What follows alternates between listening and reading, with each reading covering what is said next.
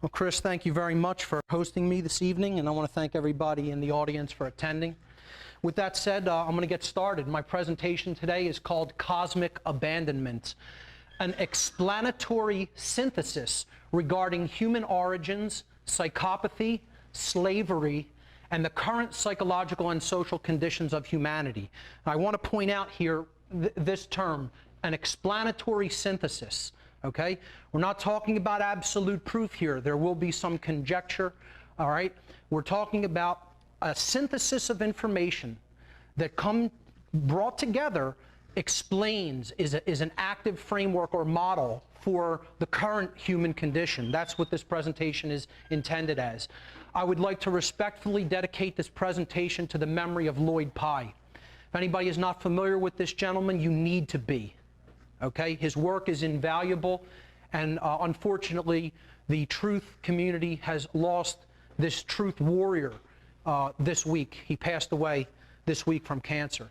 So again, I'd like to respectfully dedicate this presentation to the memory of Lloyd Pye.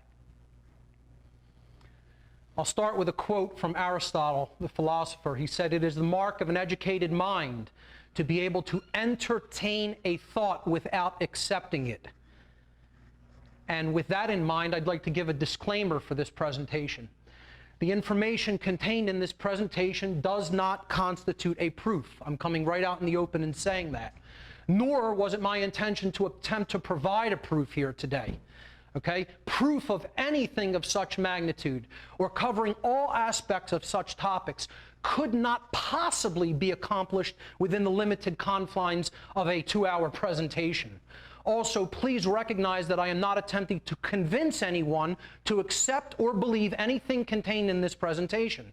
I am asking those here today and watching on video, those with an open mind, to seriously consider this explanatory model by asking questions and researching these topics for yourself, because that's the only way we're going to come to the truth about anything.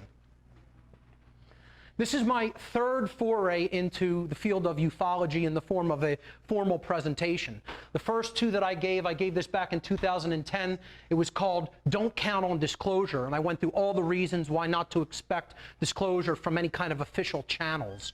The second presentation was called Morality and Disclosure, and it involved the moral issues that are central to the ongoing cover-up of extraterrestrial intelligence and the UFO phenomenon in general.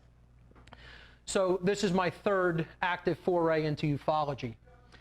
I'm going to give it in 3 basic parts, 3 sections, an introduction, and then three parts. Okay, so this is the introduction. It's called Starting from Where We Were Left Off, and you'll understand what I mean by this as we go on. But when I say starting from where we left off, I mean this is actually a continuation of my work that I've done in other areas, like in What on Earth is Happening podcast series, on my radio shows, the interviews that I do on other people's shows, my video presentations, etc. I always give this caveat at the beginning of all my presentations. There's 5 essential boxes for human consciousness. There's 5 things that shut human consciousness down. 5 models that attempt to keep people rigidly inside of their walls, okay? And if you're inside these boxes, you're not going to expand your awareness to understand the actual truth of what's going on in our world. And those 5 boxes are politics, okay? So if anybody identifies with left or right, conservative, Republican, liberal, Democrat, etc., going to be sorely disappointed with this presentation. Religion in general, and by this I mean the cultural religions of the world. Scientism, not what I call real science, but what I call ultra-rigid skepticism in the form of quote-unquote science that's peddled for modern science in today's world. And of course the New Age movement, which I've done a lot of recent exposure of. The 5th one is the monetary system in general. The general belief in money, period. So if anybody's coming at looking at the world, their whole paradigm or worldview from any one of these boxes, good luck. Because you're already putting yourself in a limited confines, and I don't think, many people who are looking at reality from one of these 5 perspectives is going to take a whole lot away from this presentation, because it's coming at it from a closed-minded perspective to begin with. And again, I would recommend not trying to filter this presentation through any one of these boxes. If you do, you're not going to get much value out of it. What I highly recommend is to try to shed these as much as possible to the extent that any of you here today or watching on video are in these boxes. And to really do that, what you're really saying is, I'm not going to stay in my comfort zone. I'm actually going to search for the truth that lies beneath. Okay? That's not really contained in any of those, that goes way beyond any of those 5 boxes. All right? So, with that in mind, starting from where we left off, my other work really covers that the current human condition is slavery. Okay? When people ask me what my work is about, I tell them it's about slavery and how to end it. Okay? Slavery and how to end it. And that usually gets people's attention. That perks them up a little bit and, puts them in a mode that, they can understand where I'm coming from usually. And for people who don't understand this is the case of the world, they're also going to find this presentation difficult. All right? So a kind of a second disclaimer. For those who do not already deeply understand that the current human condition is slavery, and I'm starting with that as matter of fact. I'm not asking anyone to believe that. I'm telling you it's true. I'm stating it factually. That's the case. Okay? I fully recognize that at this point in time, if you don't understand our condition is slavery, you may not even be able to consider with an open mind much of the information in this presentation due to a lack of prerequisite knowledge. Meaning, if you don't understand that, I'm telling people up front, you haven't done your homework, and you don't understand where we're at right now. So therefore, hearing what I'm about to say, this is like the advanced class, let's put it that way, okay? So if people don't already understand this, it's going to be very difficult to hear what I'm going to say here today, all right? For those who haven't come to that understanding, this is a great site. This is my website. Go up to this site, listen to the podcasts in order, and your entire paradigm will shift if you have an open mind. If you could take that information in with an open mind and an open heart, and do your own due diligence, I think you'll start to understand the big picture of what's going on this planet. So check out whatonearthishappening.com. In whatonearthishappening.com, the main question that I have delved into up to this point is, why is this the current human condition? Why is the current human condition slavery? Trying to get at the underlying causal factors that have led to the condition that we are in now. Okay? So all my previous work has dealt with that question. Why are we in a condition of slavery? All right? And the answer to that is provided on that site. Now, what I'm going to do here is go even beyond that question here today. But I want to just summarize briefly, as quickly as it can be summarized. I'm going to attempt to summarize the answer to that question in basically 4 short sentences or 5 sentences, okay? The reason that humanity is enslaved is it does not understand natural law. It does not understand the spiritual laws that govern the universe, okay? And I call this natural law, this body of laws that ultimately govern behavior. I group it under this umbrella term, natural law, okay? Here's what natural law essentially is. Natural law is the body of universal, non-man-made, binding, and immutable laws which act as the governing dynamics for the consequences of human behavior. Now that's, a lot to say there in one breath. I say it's non-man-made laws that already exist in creation that ultimately act as the governing dynamics for the behaviors that we choose to enact. All right? That's what natural law is. Now, humanity doesn't understand natural law in the aggregate. There are individuals who do, but the aggregate body of humanity is completely ignorant of natural law. It's why we're enslaved. Understanding natural law, what is meant by that? It means truly having conscience, which is the definitive knowledge of the objective difference between morally right behavior and morally wrong behavior. That is what it means to understand natural law. Okay? Living in harmony with natural law, okay, is different than understanding it. One can even understand it and not actually accept it and enact it and live in harmony with it. Living in harmony with it means exercising one's conscience, or in other words, willfully choosing morally right behavior over morally wrong behavior, once that difference is clearly understood. When human beings, in the aggregate, the species, lives in harmony with natural law, and are therefore moral, again in the aggregate, it doesn't mean just the individual. When the aggregate of the species lives in harmony with natural law and therefore exhibit moral behavior, they become and remain free. When human beings live in opposition to natural law and are therefore immoral, they become and remain enslaved. That's how the dynamic of freedom versus slavery works, and this is what I call the law of freedom. That is the law of freedom. It has everything to do with morality and is totally, inextricably connected with morality and can never be separated from it. Okay? That's natural law in a nutshell, and about as quickly as it can be, condensed.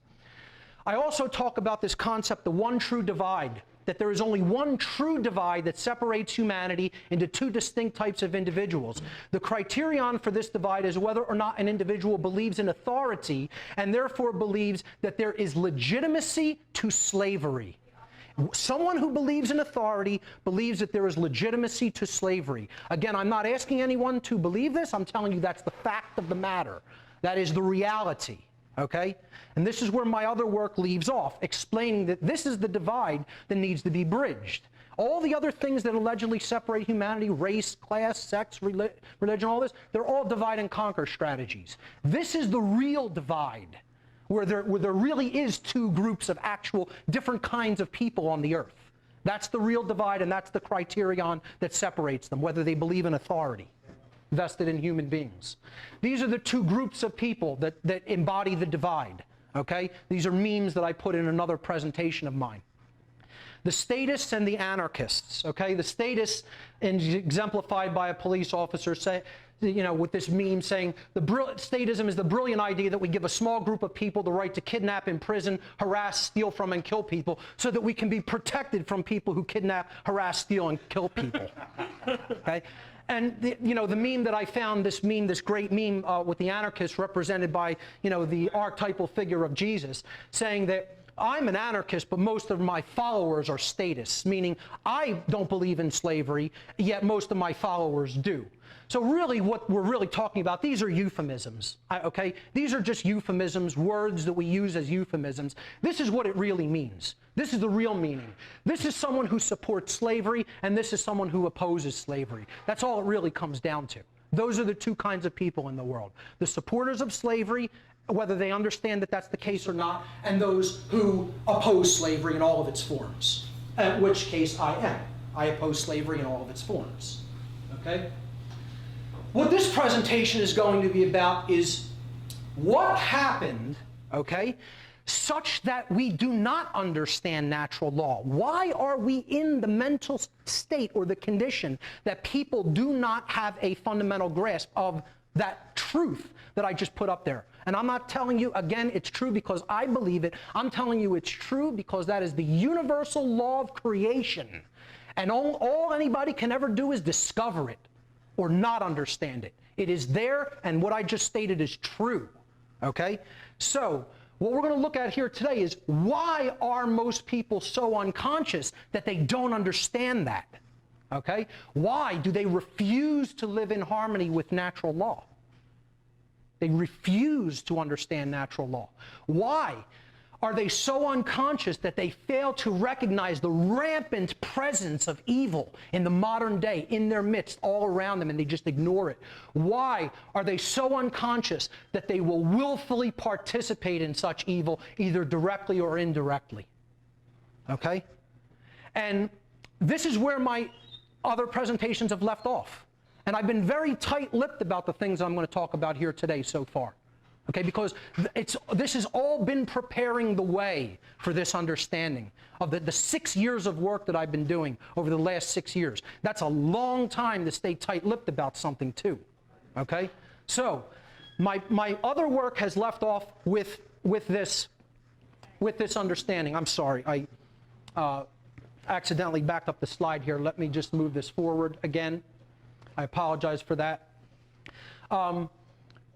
This whole psychological framework, this model that I've built up in my other work, I've termed the reasons why we're in this condition, the tree of evil. Okay, that's what this right side of this slide represents. Okay, now you have to envision this model. At the top of the model, at the top of this tree of evil, there's all the leaves and the twigs. Okay, and these are the fruits. These are the expressions that happen after the fact. Okay, and the top expression is willful ignorance. People refusing to look into the truth for themselves, willfully staying ignorant. Okay? Now people will say, well, isn't that the root? Isn't that the root cause? No. That's the expression that follows the root cause. Well, what lies beneath that? What's the bigger branches of this tree of evil? Beneath willful ignorance, people have a fundamental fear of owning their own personal responsibility.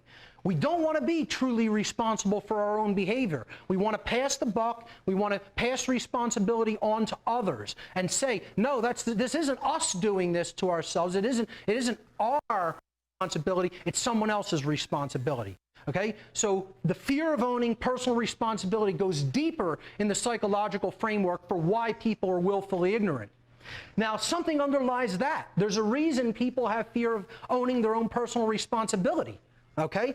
And that is what I would call the trunk of the tree of evil. The trunk of the tree is self-loathing. Humanity is a species that hates itself, ultimately. Deep, deep, deep down inside, nested into the deep underneath of the subconscious mind, we are a self-loathing species. Okay? And that's due to a lack of self-respect. We don't have self-respect because we don't have enough understanding of self. We don't have self-knowledge. We don't have enough understanding of consciousness. Now, what we're going to talk about here today is what is the root of the tree of evil. At the very bottom of this psychological framework, something underlies all of this. A question, and again, I've asked people, please hold your questions till the end, and we will adjourn to the beer garden on South Street, Brauhaus, to take questions and have more discussion. But I will occasionally ask the audience a question, okay? Can anyone please tell me what general group of people this psychological framework is typical of? In general, there is a class of human beings that display just being ignorant, fearing to own their own personal responsibility, and lacking a lot of self-respect for themselves because they don't really know a lot about themselves yet. Children. Thank you, sir. Children. This exemplifies someone who is not psychologically mature, okay? Who has not psychologically and spiritually grown up, okay? So this is the group that we're really talking about. We're not talking about actual children. Again, we're talking about psychological children, spiritual children. Questions at the end, please, okay? Now, what kind of children display these particular symptoms psychologically, if you will? Wannabe gangsters. Okay, now, actually, that's a good answer, because I would say that gangsters and wannabe gangsters exemplify this psychological issue that I'm going to be talking about. The answer here is abandonment issues. Parental abandonment issues. People who have in some form or another been let down or completely abandoned by the parental figures in their lives. And I would suggest everybody in this room and everybody watching has abandonment issues in some form or fashion or another, whether they even want to admit it or not. On my podcast in the future, I'll be talking about my own abandonment issues because I had them. If you had them, you have them. And it means you're either dealing with them and you're healing them or you're not. Okay? And largely what this presentation is going to be about is those who are not dealing with them and not healing them. Okay? So we're going to get deeply into what that is all about.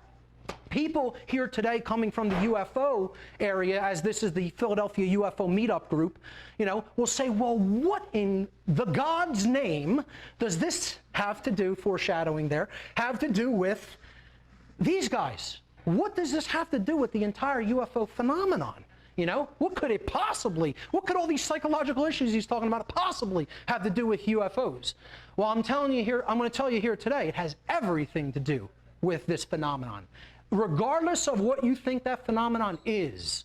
Okay, and I'm not going to get into all the details about necessarily specifically what it is and get into the debates. Oh, is it extra-dimensional? Is it demonic? Is it extraterrestrial? Okay, but we're talking about the effect upon the human psyche that the involvement of these beings, whatever their nature may be, has had upon humanity.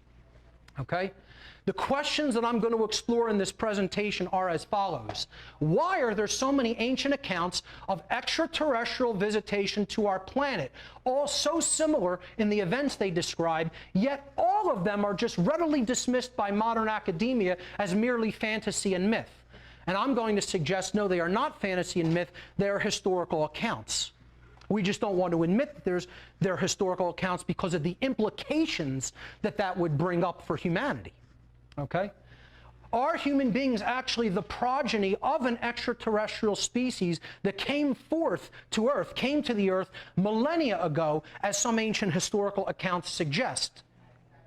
Were human beings created by extraterrestrial entities as a hybrid slave species for unknown purposes related to an alien agenda?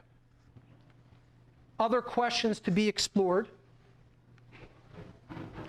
Did our extraterrestrial parents inadvertently create a host of genetic defects in the human genome, in our species, including primary psychopathy, as a direct result of the imprecise genetic modification techniques they employed? Did our extraterrestrial forebears provide to us our systems of government, money, and religion? And to what ends did they do so? What ends did they provide these systems to us for? What effect did our cosmic parents' quote-unquote disappearance have upon the collective human psyche? And how significant are all of these events to understanding the current psychological conditions in which humanity currently exists? What does humanity need to understand to rectify the deeply seated psychological trauma that it has accumulated over millennia as a direct result of its, quote, troubled childhood? These are the questions to be explored. Part 1, the story of our past. Now, in researching this whole topic over the many years that I've done so, I've come across some excellent researchers. I'm going to talk about a lot of them later on. This is a guy who's a direct experiencer. Many people who are into the UFO phenomenon will know this guy. I've met him personally. I've spoken with him. I've been on a discussion panel with him. This guy is one of the greatest guys out there in the whole field of ufology. I personally believe his story, okay? And I just think he has incredible insight into the psychological issues behind the UFO phenomenon as well. His name is Travis Walton. People can check out his book, Fire in the Sky. In that book, he says this quote, "I have come to realize that the biggest problem anywhere in the world is that people's perceptions of reality are compulsively filtered through the screening mesh of what they want and do not want to be true, which is the worst way to research or look for the truth about anything." Okay? If I wanted this to be true, okay, I'd have to be pretty crazy. All right? I don't want what I'm about to come up here and tell you today to be true.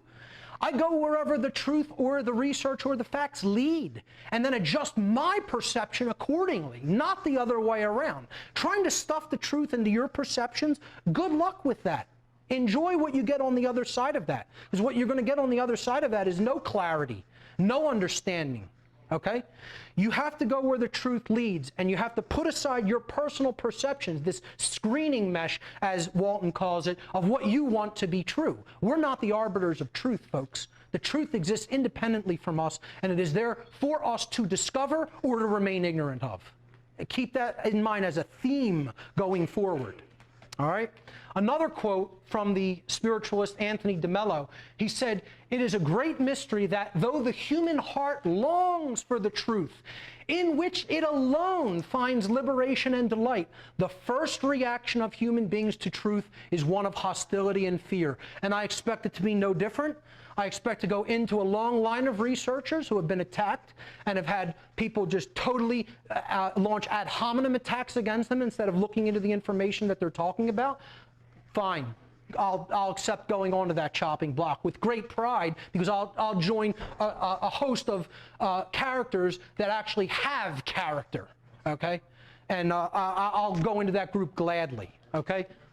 Yes? There are seats up here we can fill in along the wall. Yep, still a couple of seats up here and back here, so come on up.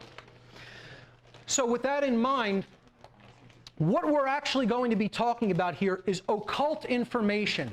How many people here expected today to be hearing about the occult coming to this meetup? Oh, great. So, okay, that surprises me, because that's good. More and more people, I think, are starting to understand what this is really about, that this is about the occult, and this is about occulted knowledge. But, you know, going into the derivation of words, the etymology of words, what occult actually means is it's derived from the Latin adjective occultus. Occultus means hidden, okay? Occultus, the Latin adjective, means hidden. And the Latin adjective occultus, in turn, comes from the Latin verb occultare. Occultare, as a verb, means to hide, to conceal, or to keep secret. So when we're talking about information that has been occulted, you know, when people hear the word occult, they think about stuff like this. And I'm not telling you that's not part of the occult, because it is, but we're really trying to get at the root meaning of the word, and the root meaning of the word is hidden. Occult means hidden knowledge. Knowledge that has been occulted has been hidden from other people's view for a reason, okay? And that reason is as follows. Such knowledge has been deliberately hidden in order to create and maintain a power differential between those who hold that knowledge and those who are ignorant of it. We've all heard the phrase, knowledge is power. Okay? Well, when a certain group of people have a lot of knowledge and they hide that or hold it back or dissuade other people from looking into that body of knowledge, that's creating a power differential between those two groups, between the knowledgeable and the ignorant. So you have to look at it as a hierarchical pyramid structure. Okay? At the top of the pyramid, there is knowledge being held by few people, and they're exploiting those at the bottom of that hierarchical structure or pyramid which lack that knowledge, the ignorant masses. Again, when I started doing research into all of these topics, you're going to realize hundreds of ancient accounts of what I'm about to get into today exist. And instead of going into all of the myriad of different quotes and different texts that I could bring up, and, you know, we could talk about a couple of them, you have things like the Enuma Elish. You have things like the Vedas, the histories of the Dogon people, the Popol Vuh, the Sumerian cuneiform tablets, of course, the cylinder seals of the Sumerians, the Akkadian texts, the Srimad Bhagavatam of the Indus tradition, the Mahabharata, the Book of Enoch, a huge text that deals with these topics, the histories of the Zulu tribe in Africa. Instead of going into specific accounts, what I'm going to do here today is to try to aggregate this information and tell a generalized, paraphrased account. Okay, up front, I'm explaining that's what I'm going to do. This is a generalized, paraphrased accounting of what I feel from all of these ancient texts actually occurred in the ancient past. Mainstream historians, archaeologists, anthropologists, and academia want to tell you all of these things are just the imagination of primitive peoples. Okay? What I'm trying to explain is that these are not tales being woven, okay? These are historical accounts that are trying to be meticulously preserved as much as these people were capable of doing. They wouldn't have went through the enormity of trouble to write down and preserve these things if they were not histories. Okay? They're not myths, they're not fairy tales, they're not legends. They're what happened here in the ancient past. Okay? So with that in mind, let's get into this general paraphrased account, because that's all I have time to do. Okay? At some point in the ancient past, extraterrestrial beings, and again, you could think of it in whatever nature you want. I don't care if you think of it extra-dimensional, as interdimensional, as demonic, whatever nature you want to ascribe to this, they were non-human. They're not from the earth. So non-human, not from the earth, I'm just grouping that under the banner extraterrestrial, meaning from beyond the earth, okay? Extraterrestrial beings, often described as gods, supernatural entities, giants, or watchers, depending on what account you're reading, who the ancient Sumerians called the Anunnaki. That's the term I'm going to use for them in this presentation, because the Sumerian accounts of these beings are probably the best known, okay? And that term, Anunnaki, means those who came to earth from the heavens. That's what the word means. Now, why would they even have a word that meant those who came to the earth from the heavens, okay, if they weren't dealing with actual beings, okay, that happened? So they arrived on the earth in the distant past. Their primary mission, according to some of these texts and according to certain scholars who have studied them, was to obtain gold for purposes which we don't fully understand. I'm also not going to get into that argument here today in this lecture. Some people say it was to repair their atmosphere. I feel, and I'm going to talk about a little bit later, gold has properties that we don't really fully understand. We don't really even know what it is, okay? This mission to obtain this gold was led by two brothers in these accounts. In the Sumerian accounts, they were named Enki and Enlil. They were sons, they were royalty, they were sons of the Sumerian king on their home world, and his name was Anu, A-N-U. After their arrival, these beings started putting many of their own people to work in mining excavations in the area of the world that we now call Southern Africa, Southeastern Africa specifically, a region which they called the Abzu. Abzu in Sumerian means the deep. Now, people will say that that meant spiritual waters. I'm suggesting that it actually meant under the earth or somewhere deep underneath something in the underground, like a mine, like a subterranean mine or cavern, okay? After realizing that they did not have enough manual laborers on this mission to obtain the quantities of gold they required, their leader, Enki, devised a plan to create a slave species by genetically modifying an existing hominid species that was indigenous to the earth. The Anunnaki would use these new slave species to do their gold mining work for them. In this cylinder seal, you see Enki here, who is depicted as the Lord of the Waters. He was also called the God of Earth. Ki is the name for earth in their tradition, in the Sumerian tradition. Enki means God of Earth, okay? So he was also the God of the waters, or the seas, okay? And here you see this area here represents the Absu.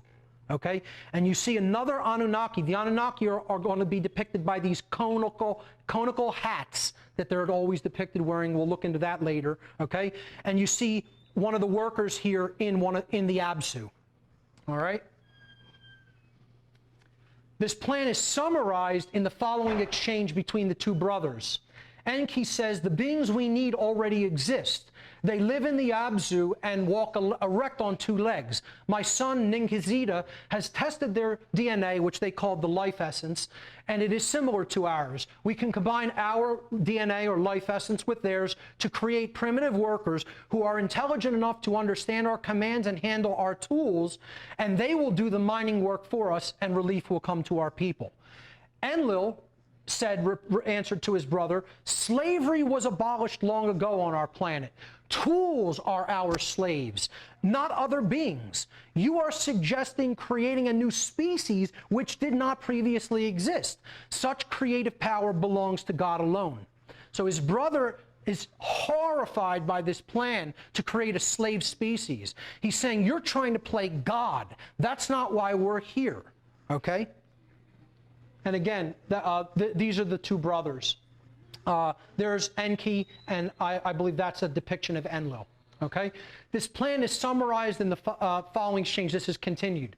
Enki replies to his brother, they won't be slaves, but helpers. See the euphemism here that he's using? They're not going to be slaves, they'll be helpers. We won't be creating a new species, but taking one that already exists and giving them more ability by making them more in our image and likeness. Okay? Again, we're going to hear a lot of quotes that go hand in hand with biblical accounts. All right? This can be achieved with only slight changes to their life essence. Enlil replies, "This isn't to my liking, and it's forbidden by our mission plan. Our purpose was to obtain gold, not to play God." The Anunnaki decided to put the matter before Anu, their king, and on their planet, Anu convened the Council of Elders, who ultimately decided to go ahead with the plan to create these workers. After many failed attempts, and I believe some of these failed attempts were depicted by the Sumerians. Here's Enki again with Anunnaki helpers bringing one of these hybrid failed chimera species before him, who he's going to say, you know, dispatch this, it's an abomination, it didn't, the genetic hybridization we're doing did not work, okay? He's saying, well, after many failed attempts, the Anunnaki successfully created a hybrid finally by fertilizing the ovum of an Earth female with the sperm from an Anunnaki male and inserting the fertilized egg into the womb of an Anunnaki female, artificial insemination, in other words. A male hybrid was born and was named Adamu. And again, you'll see the similarity to the biblical term Adam. Okay, the first man.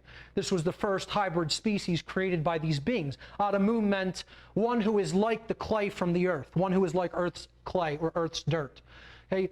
They then created a female hybrid so that the new worker species could procreate on their own so that they could obtain the numbers they needed to do the mining work. They called the female hybrid Tiamat, after the ancient planet from our solar system, which was partially destroyed in a celestial collision in the ancient past, what we now know as the asteroid belt. They took the prototype workers, which they called this species Lulu, L-U-L-L-U. They took the prototype workers to a place called Eden, which many researchers believe is in western Iraq, near the Anunnaki base, which they called Eridu. Okay? They were to be bred there in mass numbers. But the Anunnaki's breeding program did not work as expected because the female workers turned out to be incapable of bearing children. And here you see a depiction of this genetic hybridization. The tree is always the DNA, the life essence was always depicted by the tree of life. Here you see a human, probably the Tiamat species, the feminine hybrid worker, being created by the female geneticist in their laboratory, which was always depicted by the Sumerians as being a working place with many clay vessels, which you could look at as test tubes, okay? Meanwhile, the Anunnaki workers in the mines of the Absu were running out of patience and were on the brink of mutiny because they were being worked so hard. Many people called these workers the Ijiji, which were like a subclass or a worker race that the Anunnaki brought with them on their missions to mine resources from other worlds. Okay, Enki decided to have his son Ninghizida sequence the genome of Adamu and Tiamat, the Lulu species, to determine why they weren't procreating. All right? So the DNA of these hybrids was eventually sequenced and compared with the DNA of the Anunnaki. It was discovered that the hybrids had a total of 22 pairs of chromosomes in their genome, but they lacked 2 chromosomes that was necessary for procreation on their own. A pair of chromosomes were taken from the Anunnaki and spliced into the Lulu's DNA. Okay? So this again is Anunnaki geneticists working with the sequenced or expanded DNA tree, what they called the life essence or tree of life. This genetic manipulation is described in the following account. Ninghizida caused a deep sleep to descend upon Enki, Ninmah, Adamu, and Tiamat. Ninmah, another one of the geneticist Anunnaki. He then extracted DNA from the rib of Enki and inserted it into the rib of Adamu. Again, this dovetails and goes hand in hand with the biblical accounts of humanity being created, or other groups of human beings being created from the rib of Adam. Okay? He then extracted DNA from the rib of Ninmah and inserted it into the rib of Tiamat. He then awakened the 4 of them and said to Enki, 2 chromosomes have been added to their DNA. They're now capable of procreating on their own. The new hybrids were returned to the orchards of the Eden, where they became aware of their nakedness and ability to procreate. Tiamat made aprons of leaves for them to wear so they could be distinguished from the other animals. Again, this dovetails almost exactly with the tales from Genesis.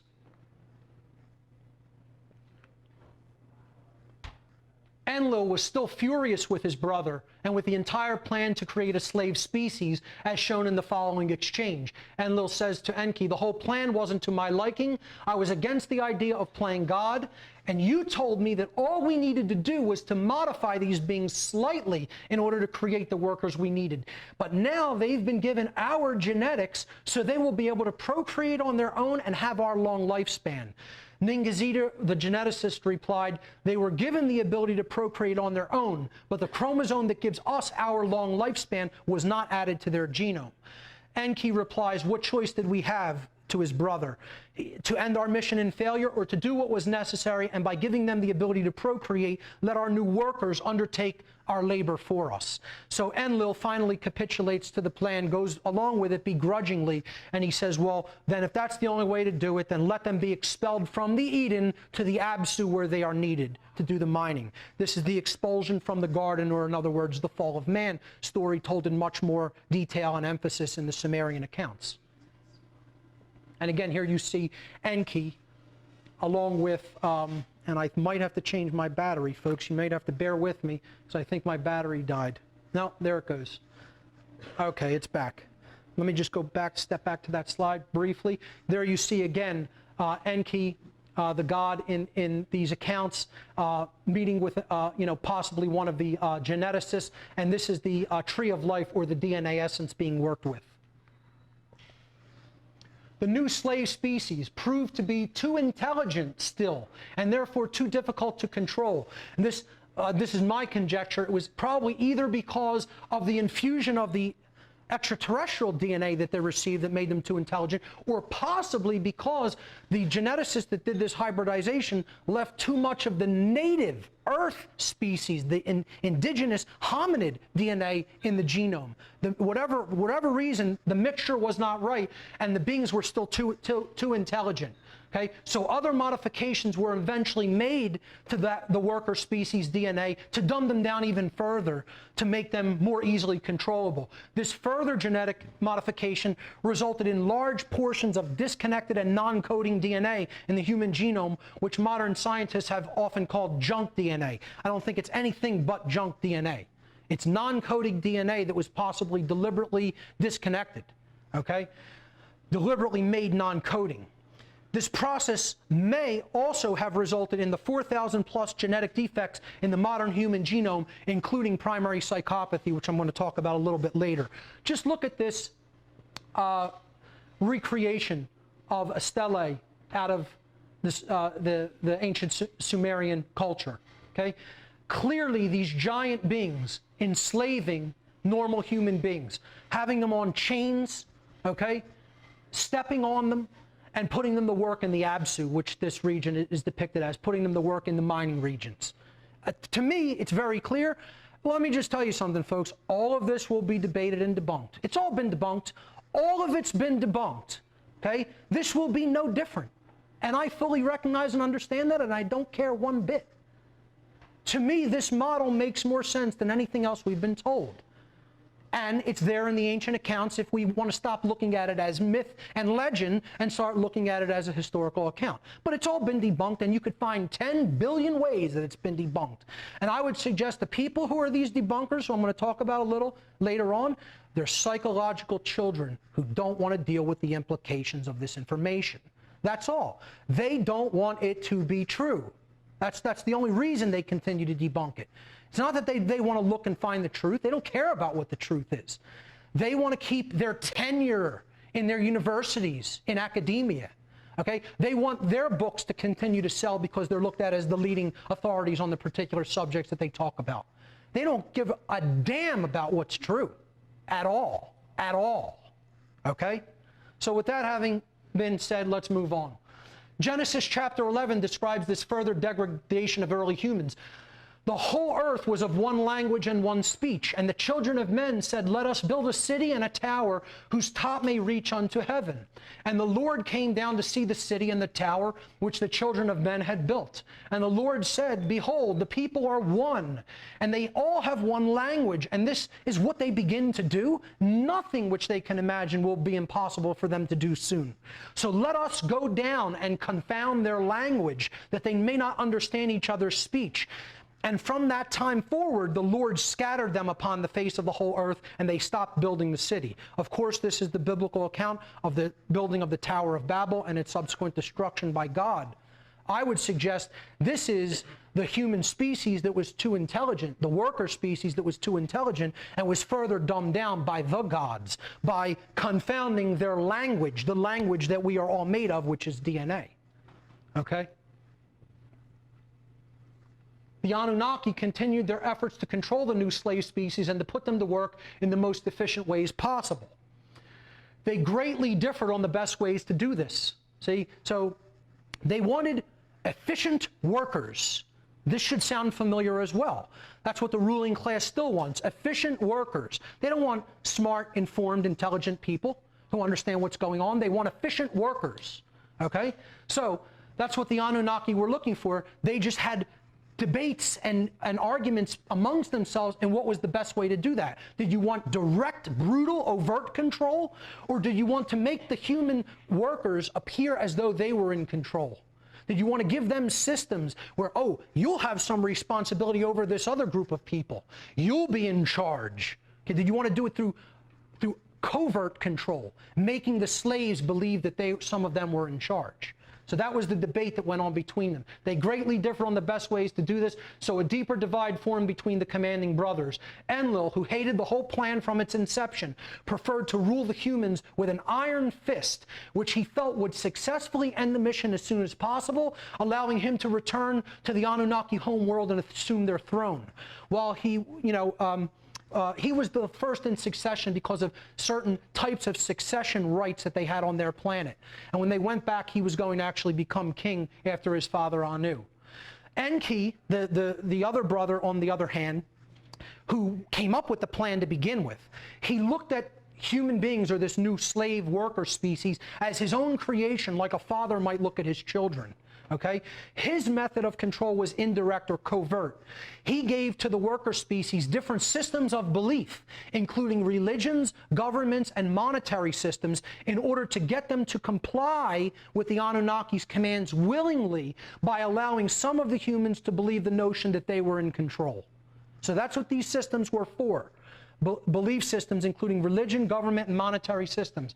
Some depictions of the gods giving the human, chosen class their systems of control, so that a certain group, a smaller subsection of humanity, would then direct and exert control over the larger masses of humanity, and therefore would make the extraterrestrial beings work easier for them. Again, here's Enki, and here's him giving the obviously smaller and subservient human beings approaching his throne some technology. Eventually, Anunnaki males began to take human females as sexual partners, and offspring were born that were another hybrid species with more Anunnaki DNA. They were referred to as demigods, as they were not fully Anunnaki, quote-unquote, gods, nor were they fully human. This interbreeding is described in Genesis chapter 6. And it came to pass, when men began to multiply on the face of the earth, and daughters were born unto them, that the sons of God, okay, in other words, Anunnaki, saw the daughters of men were beautiful, and they took wives of any of them which they chose. And the Lord said, My spirit shall not always strive with man, for he is also mortal. Yet his days shall be no more than 120 years. He is also mortal. So he's saying here, we may be mortal, even though our lifespans are tremendous in comparison to theirs. If we want to exert real control over these people, we have to make sure that they have a short lifespan. They can't have anywhere near our lifespan. Again, this goes hand in hand with the account of genetic hybridization I just spoke about. Okay? There were giants in the earth in those days. And the biblical term is Nephilim. And also afterward, when the sons of God came unto the daughters of men and bare children with them, the same, their offspring, in other words, became mighty men of old, the men of renown, or in other words, the demigods.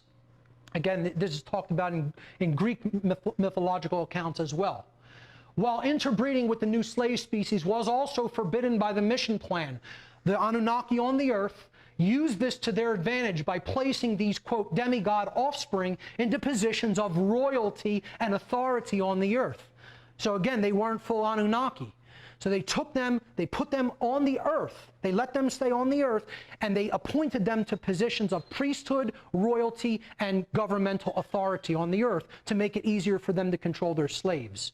In this way, they interfaced with and controlled the growing human population more easily. And again, here you see, I believe this is Enlil in this plan, and he's or it might be Enki, and he's meeting with certain chosen demigods to basically appoint them to positions of royalty on the earth.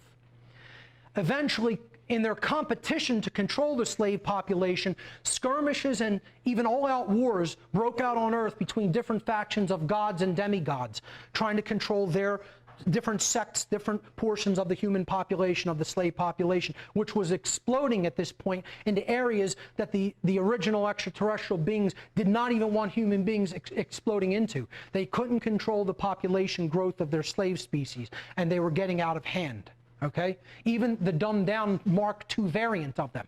So, you know, we read about in some of the ancient accounts like the Vedas and the Mahabharata, you know, about these wars between the gods and demigods. And this is a picture, a rendition of some of the craft that are talked about in the Vedic tradition, Vimanas, they're known as. Sometime later, a cataclysmic deluge swept over the earth, wiping out much of humanity. And this is debated. Was it a natural event? Was it a deliberately created event? But leaving small pockets of survivors. Some researchers believe this was a natural event, which the Anunnaki knew was imminent, but were incapable or unwilling to prevent. Some say they just allowed it to happen and agreed to just allow it to happen and get rid of this problem because they were nearing the completion of their mission. Okay? Others believe it resulted from a physical pole shift which was deliberately created, deliberately caused by a faction of the Anunnaki led by Enlil, using advanced technology in order to eradicate humanity, a species which Enlil saw as an abomination that never should have existed in the first place. Okay? So again, it's the big debate between let it happen or made it happen. That should sound familiar also, 9/11, okay? This was going on back then too. The prelude to the deluge is described in Genesis 6. God saw that the wickedness of man was great upon the earth, and that every thought of his heart was evil continuously. Now, when you read the word God, just put Enlil in there, okay? He saw that the wickedness of man was great. He realized, we dumbed this species down. We made a species we had no right to make. We dumbed it down genetically so badly that they are a moral abomination. They treat each other like horrifically. And even the demigods that our people bore with them treat them horrifically. Enlil wanted to wipe it all out. And that's what the whole biblical story in Genesis of the flood and the aftermath of the flood is about. They weren't putting animals on boats. They were putting DNA, animals 2 by 2, the essence, the DNA, so that a chosen group or a chosen family could repopulate the animals, but not necessarily have enough of a genetic gene pool to repopulate humanity. That was Enlil's plan, okay? Some people say it was Enki who wanted humanity to start up over again after this deluge wiped out the planet, because he looked at it as, oh, you know, these are my babies, these are my children, and he couldn't let it go. But anyway, God saw the wickedness of man was great upon the earth, and every thought of his heart was evil continuously. It repented the Lord that he had made man on the earth, and it grieved him at his heart. And the Lord said, I will destroy man who I have created from the face of the earth, for it repenteth me that I ever made them. But Noah found grace in the eyes of the Lord. In the Sumerian tales, this was Ninurta, I believe was the name, Ninurta. He says, Noah found grace in the eyes of the Lord. Noah was a just man and perfect in his generations. Again, this means genes, okay? Perfect in his generations means that his genome, he may have been an anomaly that wasn't infected as badly with all of these other 4,000 plus genetic defects in the genome that the rest of humanity was. He may have analyzed some people's DNA and found they don't have all these defects. They somehow magically escaped because of whatever type of breeding was done with them, and he was perfect insofar as he didn't have those defects. And God looked upon the earth and saw that it was corrupt. And he said unto Noah, the end of all flesh has come before me, for the earth is filled with violence, and behold, I will destroy them all. So I would suggest that's where this account actually came from. The Anunnaki's mission plan was eventually completed. They gathered their people, and when I say their people, I mean the purebred Anunnaki. I'm not talking about the demigods. I believe they probably left them on the earth with the human beings as the royalty, okay, and left their systems with them that they gave to control the worker species. They gathered their people and returned to their home planet, leaving, or wherever they came from. If you want to debate it wasn't a planet, it's another dimension. Again, I don't care to get into that debate, okay? But they left here, leaving the traumatized surviving members of the human slave species along with the demigods in charge of them, to repopulate the earth with the very social systems that the Anunnaki had provided to them. Ladies and gentlemen, they left us home alone. Okay, very appropriate for this time of the year. A little bit of humor thrown in there for a serious situation so as not to make everybody completely deject. I'm going to take questions at the end, but this is approximately 200,000 years ago. It's not the Great Flood 12,000 years ago. Some say that's when that occurred. But again, let's leave questions until the end, please. And I'll take questions if time permits. If not, we'll be adjourning to a restaurant on South Street for further discussion. Part 2, the story of our present. So what effect is this having on the current human population? And what can this story that we've just heard explain that is seemingly inexplicable?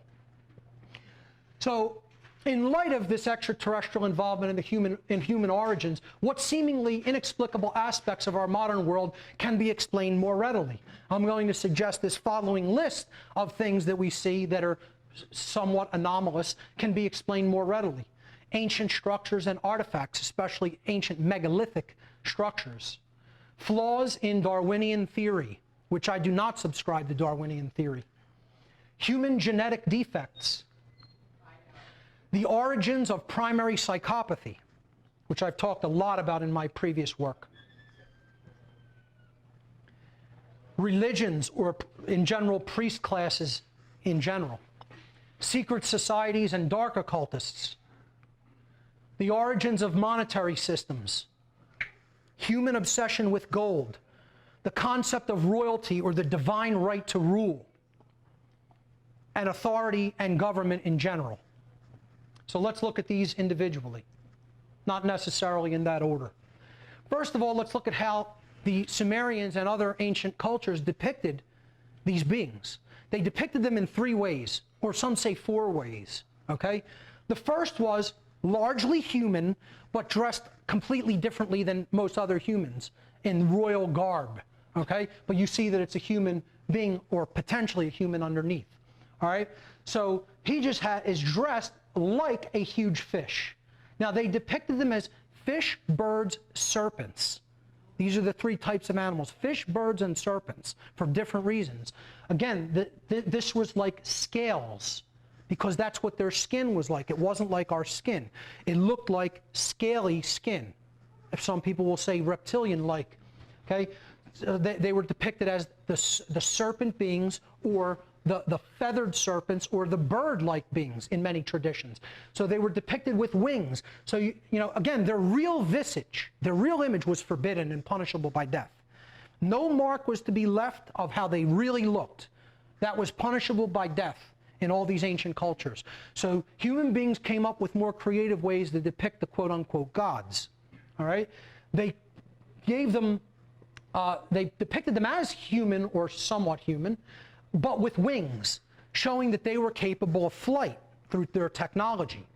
And again, you'll see them always bearing a cone many of the times. This is a symbol for knowledge, enlightenment, and also genetics, knowledge of genetics.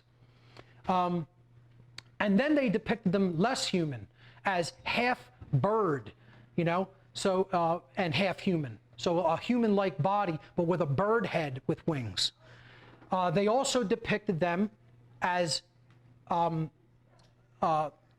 hybrid creatures as well, showing here this is almost like again, an owl, like this is Inanna in the Babylonian tradition. This is Sargon, okay, again, half fish, half human. And always with these big conically shaped heads, which we're going to get into again.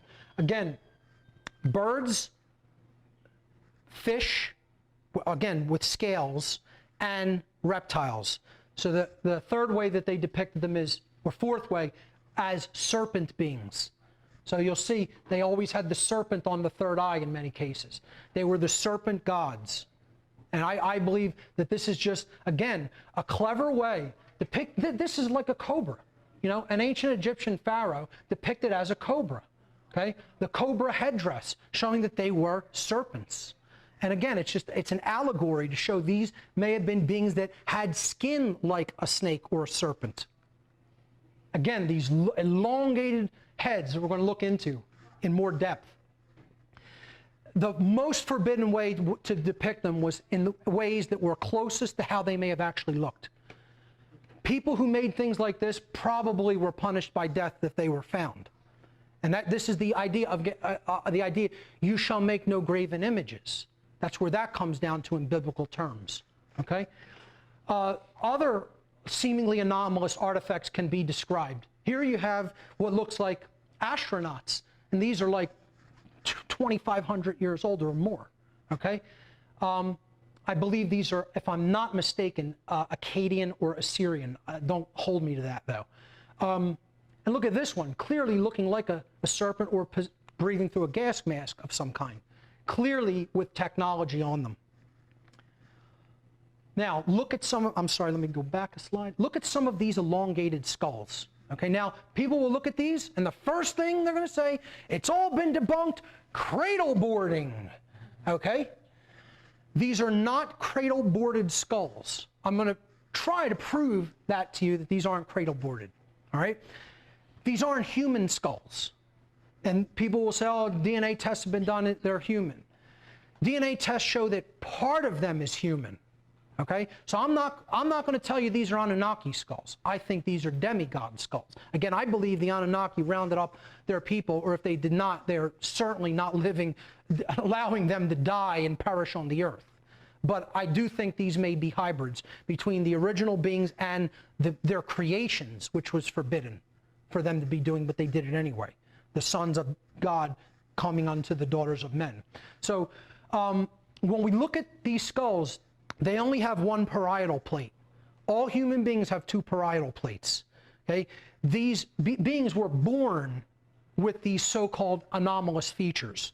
Just let's look at a few of them, and I'll get into some of that, how this is not cradle boarding.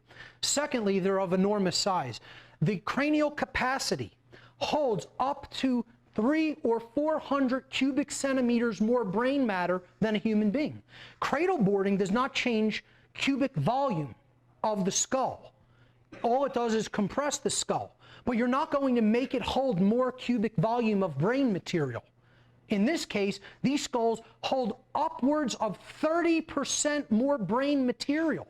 1/3 fully larger than a normal human brain capacity.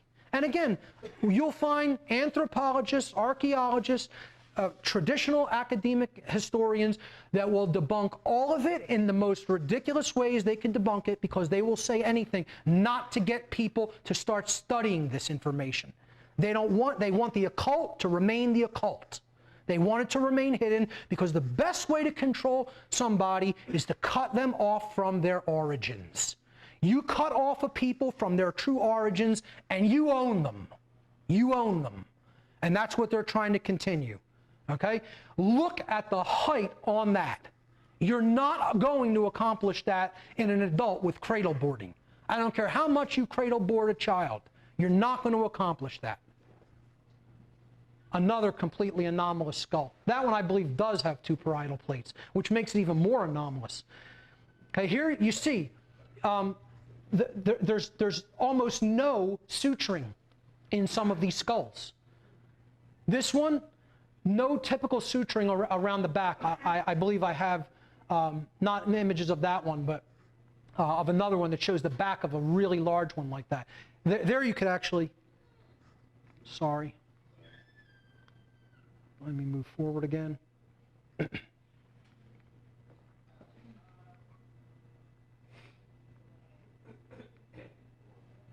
Yeah, here you could see, this is one plate going all the way up and all the way around. Hardly any suturing in the skull. A huge one, much larger than a typical normal human skull. Some with hair left intact. Okay, here's a comparison. That's a normal human skull. That's one of these skulls. Now, people will say this is cradle boarding, okay? This is what a cradle boarded skull looks like. That's an example of cradle boarding in an infant or, you know, a very, very young baby. And then that's an extreme example of cradle boarding. Now, you could get it to look like that, but you are not going to change the cubic volume of the brain material, all right? Cradle boarding is a type of skull binding that leads to cranial deformation, and it can account for some elongated skull findings. But many others appear to be genuinely anomalous, having just one parietal plate and a heart-shaped dome at the rear of the skull that cannot be achieved through cradle boarding. Okay? So I believe what the ancients and even some modern people are doing with cradle boarding is to try to emulate the look of the gods. They're trying to emulate the look of what the gods and demigod skulls looked like. I believe that's what circumcision is also about. Circumcision is about trying to emulate the look of the gods, the penis, the phallus of the gods. Okay? This is a normal human skull, A, up here. Okay? B is what an extreme example of cradle boarding ends up looking like. Again, these are all oriented in the same basic direction. Front of the skull at the bottom, back of the skull, parietal plates, occipital plates. Okay? This is a cradle boarded skull, and you see here's the plate that divides the frontal lobe plate from the parietal lobe plates of the brain, okay? And you see this suturing pattern that goes, you know, this goes across, and then you have the suture that goes across the middle of the top of the head and separates the two parietal plates. This one has no such suture. It's all one huge skull cap, one parietal plate. Okay? This is an overhead view of one of these skulls. This is the front of the head. This is the back. Again, the elongated back. Okay? One suture across that part, separating the frontal plate from the parietal plate. One parietal plate. Whatever that is, it's not a normal human skull. Okay? And look at how they depicted these beings. We have some of these skulls. This is how they were depicted, always with these headdresses covering up the elongated skull. Okay, again. Constantly in all the pictures. I'm sorry, let me step that back. Again, an elongated skull. In royalty, the royalty is always depicted as having these elongated skulls, not the general population. The royalty here with Akhenaten and his family. Enki. I believe that's Akhenaten again. Here's some royalty in females. I believe that was Akhenaten's daughter or wife, if I'm not mistaken. And look at the side-by-side comparison. Okay, so that's the depictions of the gods. We see a lot of depictions of advanced technology. Okay, I believe this is at Dendera, if I'm not mistaken. They depicted these possible form of power generation that was being done by some of these beings. And you see, again, the size difference between the gods and demigods and the regular humans. When you look into the ancient megalithic structures, you're going to see clear signs of machining. If you're honest with yourself, they didn't carve these things with copper tools, folks.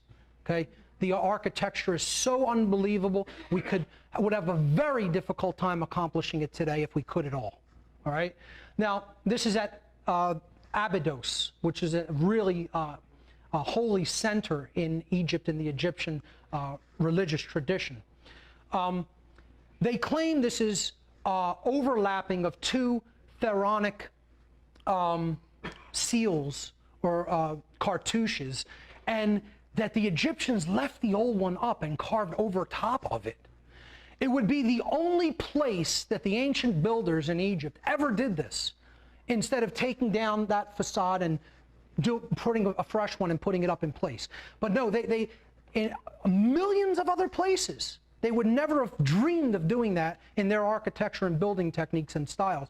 But in the holiest place of Egypt, they decided, let's not take the time and just let's carve this cartouche over an existing one. I don't buy it. I don't accept that as an explanation. I don't care how many historians tell me that that's the case. I don't accept it as an explanation because it is anomalous according to all the ancient building techniques, and they just wouldn't have done it out of, I don't even care if you didn't want the other pharaoh's name seen like they did with certain people like Hatshepsut, etc. Okay? They would not have done this at the temple, the temples at Abydos. Wouldn't have been done. Okay? So I do believe that this does depict some ancient technology that they used. Again, genetics, always depicted as the tree of life or the separated world tree. And I believe that this may have depicted by the Sumerians, depicted that these beings did in fact fly in hovercraft or anti-gravitic craft. And here, again, fish god depicted. And we'll see that in a moment. The ancient structures that we find all around the world, they came from a unified world civilization that existed in the past. We cannot duplicate this technology today. We couldn't build the pyramids of today. Could not build the Great Pyramid with all the technology that we have with the precision that it is built. Couldn't be done. Okay? And then people never ask the question, why? All the debunkers want to debunk all the methodologies. They never want to ask the question, why was it done this way? Why? Never talk about that question. That question is forbidden. God forbid we ask that question. The megalithic builders built things we could scarcely approach in the modern world at places like Egypt, at Machu Picchu in Peru. This is Sacsayhuaman outside of Cusco in Peru. Look at the building technique of these blocks. They fit together so perfectly, you couldn't put a razor blade, a thin razor blade from a utility knife, could not be inserted between any of those stones. We don't have that type of construction ability today, and especially with completely irregular geometries. And people will say they shaped these with copper tools. Right. Copper tools that are 7 times less hard in hardness than this stone. 7 times less hardness. You're going to shape stones like that. Good luck. I mean, the explanations are so ridiculous. They're joke laughable. Joke, big belly laugh, joke laughable. Okay? This is a stone that was being quarried near Baalbek in Lebanon. 1,200-ton stone that was abandoned. We don't know why. 1,200 tons. 1,200 tons. The Osirian temple in Egypt. Okay? The older construction that was built on top of this, you could see up here, is nowhere near this type of megalithic construction. And these are like 20-ton stone blocks, some of them up to 40 tons. This is Baalbek, Lebanon. This stone is estimated to be 800 tons to 1,000 tons. And this is another megalithic construction in Bolivia. This is Pumapunku. And you can see clear signs of machining. If you look at Pumapunku, they actually have small drilled holes through some of these stones. Look into this site in Bolivia. Unbelievable, clear signs of machining, and yet classical archaeologists and anthropologists would say, no, these stones are not machined. I mean, a modern engineer can look at this and tell this is machined. That's not carving, that's machining. I mean, but it's the same way we can look at the buildings coming down on 9/11 and say that's a collapse and not an implosion, you know? People will dream up what they want to dream up because they want something to be true or they don't want something to be true. Keep that quote by Walton in mind. Yeah. This I'm going to bring in from some of Lloyd Pye's work, again, who this presentation is dedicated to. These are 12 ways that Lloyd Pye talked about that human beings aren't actual primates.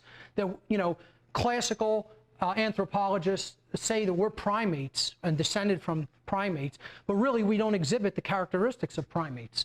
Human bones are much thinner and lighter than primate bones. This is a human finger bone and a primate finger bone, a human femur and a primate femur. The density is nowhere near each other. You know, if we're supposed to be, you know, advanced evolutionarily from the earlier prototype, it looks like we took a step back. We're much weaker than they were, okay? Our muscles are 5 to 10 times weaker. That's why don't get in a scuffle with an orangutan, because you will be torn apart, okay? Skin is not well adapted to direct sunlight, our skin, whereas they are naturally adapted to living on the earth outside. We're the only really animal that is not adapted to living on this planet, if you think about it. We're not naturally adapted to living on the earth. Why would we be the only animal that's not naturally adapted to be living on the planet in which we're supposed to put supposedly the epitome of evolution on? We have 10 times as much as adipose tissue, fatty tissue. Drastically less body hair, and the patterns are reversed. Hair on the male front as opposed to, you know, the backs, whereas apes have hair on the back and a hairless front. Head hair and nails must be trimmed for us, not with hominids. Skulls and brains are completely different, okay? You know, these are hominid skulls, and there's a human skull, and no missing link has ever been found. Scientists are telling us, since the whole theory of Darwinian evolution has been concocted, that, oh, you know, we're going to find this missing link. We're going to find the evidence of transitional species. Darwin himself would have been opposed to his own theory today. This was picked up by social Darwinists, eugenicists, and social engineers to play into their advantage to control the slave species, okay? No transitional species have been found between the hominids and humans. It's not there. You know what? It's not going to be there. It's not going to be found. Want to know why? Because there is no connection. There is no connection, okay? You know, they also want to tell us this change happened evolutionarily almost overnight, and these old species went out and the new one, Homo sapiens sapiens, came in. There's a reason that we came in practically overnight, and I just talked about it in the past section, okay? Drastically different locomotion. Another thing Pye's work really got into was how drastically redesigned the human foot is in comparison to a hominid foot. A hominid foot has a straight-on pattern, okay? When you step down with the heel, the weight distribution is even, and it pushes off across the whole front of the foot, okay? With our foot, it goes around the arch, and weight has to be completely redistributed on the fly. It's a completely inferior design compared to the hominid foot, all right? So that's what he's talking about here when he says drastically different locomotion. We're capable of speech because our throat is completely redesigned from hominids. There are no signs of typical estrus cycles in human beings. That means going into cycles of heat, going in heat like primates do. We have 4,000 genetic disorders in the human genome, and our chromosomes are reduced from a primate's 48 to a human's 46, 23 from each parent. Going back to what I was talking about, you could look at bones that are found in all primate species, all hominid and primate species. There is exactly 0 bones, okay, from the hominid races in the human skeleton. 0. There are 0 transitional bones in the skeletons from hominids to human. There are 0 transitional species with a mixture of hominid and human bones. Zero in the fossil record. And no anthropologist or archaeologist will debate that because it doesn't exist. Okay? But we want to think we are just totally, somehow a descendant from the hominids. We're not a descendant from the hominids, we're hybridized from them with another species. Moving on. The human chromosome number 2 is one of the big pieces of the puzzle that people really need to look into, okay? I tell people, if you want to really understand the story of the ancient past, and you're from a left-brain scientific bent, start with human chromosome number 2. Because this is a fused chromosome, okay? Here it is right here, right there. This is human chromosome 1, this is human chromosome 3, okay? This is chimpanzee, gorilla, and orangutan, all right?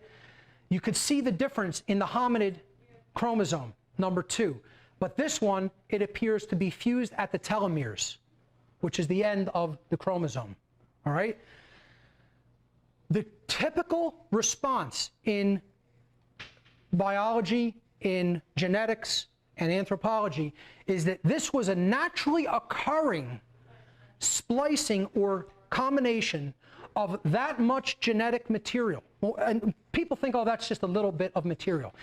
This would probably require, if that kind of splicing were to happen naturally, at least 10 million years, according to classical Darwinian theory of how fast evolution moves. And I'm just estimating that, okay? They want to tell us, modern geneticists and biologists want to tell us that happened in 40,000 years.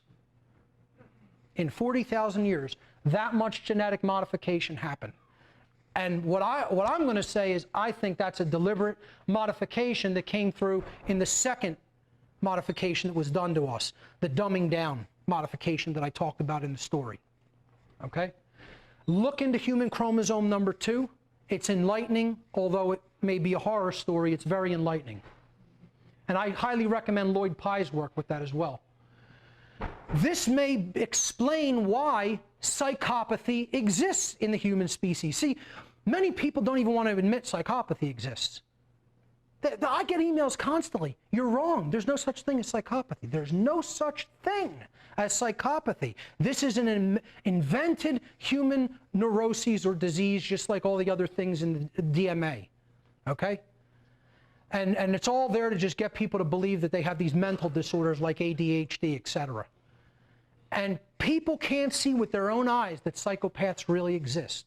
They don't want to admit it. Again, it's coming from the perspective, I want to be the arbiter of truth because I'm not comfortable with that existing. I don't want it to be true. Okay? Now, even the people who admit psychopathy does exist, and psychopathy, we'll get into the characteristics, but they never wrestle with that horrible question. Why does it exist? That's the implications no one wants to deal with. Why are we on a planet where people with these characteristics exist at all and are born? I'm talking about primary psychopathy, being born like this. And believe me, there are people who are born like this, born that way. So there's three possibilities.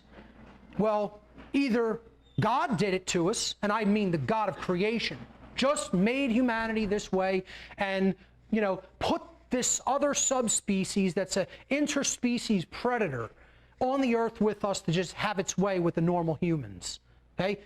And that would be an interesting dynamic to wrestle with, implication-wise on its own. The other possibilities are we might have done it to ourselves, okay? But in that case, you'd have to say we were ancient geneticists and we did this to ourselves for some crazy reason. That doesn't resonate with me. The other thing is it happened as a result of this ancient hybridization that was done to us by another species. I don't really think you can have any other possibility when people say, oh, it just crept into the human genome by genetics. I don't see evolution just doing that naturally. Having a subspecies with all these characteristics, which are the characteristics of a psychopath. Let's look at what they are. The absence of any conscience or empathy, inability to feel. And there's a reason for this. The psychopath has a malfunctioning midbrain. The midbrain, which is called the limbic system, doesn't work normally. It's electrochemically malfunctioned in comparison to a normal human brain. So when the midbrain or the limbic system is malfunctioned, it doesn't produce the chemical, the neuropeptides that go into the bloodstream and enable the human physiology in the body to feel emotions, to actually feel what we do to others. That doesn't work in the psychopath. That part of the biochemical interaction between the brain, the neuropeptides, the human nervous system is broken in the limbic brain in a psychopath. It's broken from birth. This is also, just so we're clear, this is also something that is capable of being created through social conditions. Social conditions can breed secondary psychopathy. I'm not talking about secondary psychopathy. People being in a situation that puts them under such chronic stress that their brain starts to work like a psychopath, a real psychopath's brain. There's two kinds of psychopaths. Primary, meaning born that way, and secondary, meaning you become that way through social conditions that you can't escape from. Okay? I'm talking about primary psychopathy here. Why would there be a class, a subclass of the human species that is born without the ability to empathize with their fellow human beings? Okay? So they're strongly immoral, aggressive, callous, and cunning. They are very adept at manipulating others. They are willing to engage in criminal conduct to get their way. They possess a deceptive ability to appear outwardly benevolent and to fake or feign normal human emotions. They're good actors. They can role play and pretend to have normal human emotions, which they absolutely do not feel and are incapable of feeling. Okay? They have a complete absence of guilt or remorse for the harm they cause to others. They deny their behavior, they rationalize their behavior, and they transfer blame to others. They have complete contempt for other people's feelings. Doesn't matter how you feel, especially even if I, cause you to feel that way as a result of my behavior, I could care less. Pathological liars refuse to accept responsibility for any of their behavior, and they believe that they will never be brought to justice by anyone for all of the wrongdoing that they do. That's what a psychopath is. And I'm telling you, they're here, they're among us. Clinical psychologists place the number between 1% and 4%. I disagree with those numbers. I think they're much over-exaggerated. I think real primary psychopaths, I think, are less than 0.5%. Maybe even less than that in the human population. Maybe 0.1%. Okay? But what I am going to tell you is there's many secondary psychopaths in the human population, maybe upwards of 15 to 20%. Okay? A lot of secondary psychopaths are roaming the earth, all right, because of the social conditions of the earth. Very few primary psychopaths. But I'm suggesting that one may have created psychopathy along with the other 4,000 human genetic defects. You have things like, different neurological disorders, different, birth degenerative disorders, things like Huntington's disease, Alzheimer's disease. We don't, all of these different disorders in the human genome, the explanation for these may be because of this genetic modification. When you do a genetic splicing imprecisely, because you don't really care about what you're making, it's something you're using and then getting rid of. That's how we really looked at as, all right? You're not going to do it with atomic precision. It wasn't done with atomic precision. It was done the same way modern human geneticists do genetic splicing, which is with chemical cultures. My friend was a genetics engineer for some time. He told me, you put it in the culture, you add whatever agent or reagent you're adding to break it down and to create the separation or the splicing, and then you have to let it express. That's how modern genetics is done. You're not splicing things at an atomic level that preserves the exact base pairs of the DNA at an atomic level. Therefore, all kinds of bit errors are going to creep into that code when you do it in this imprecise fashion. That's going to create different unforeseen circumstances, and I feel human psychopathy is one of them. I think that's what the origins of psychopathy are. primary psychopathy. This explains all the accounts that are seemingly inexplicable in traditional religious beliefs. In biblical faith, you know, the Old Testament punishing God. This is these beings who had to have their will done exactly as they wanted by their slave species. Look at the very specific, detailed things that God asks human beings to do in biblical accounts. You know, bring them certain kinds of foods, do certain kinds of exacting work. You know, why would the God of creation give us orders like that? The gods were pretty vain and wanted their will served at all times and places. So they would have asked human beings to do all kinds of vain things for them. You know, you see like the biblical account of David and Goliath. I believe this is a human starting to fight back against the demigods who were put in place to control them more viciously.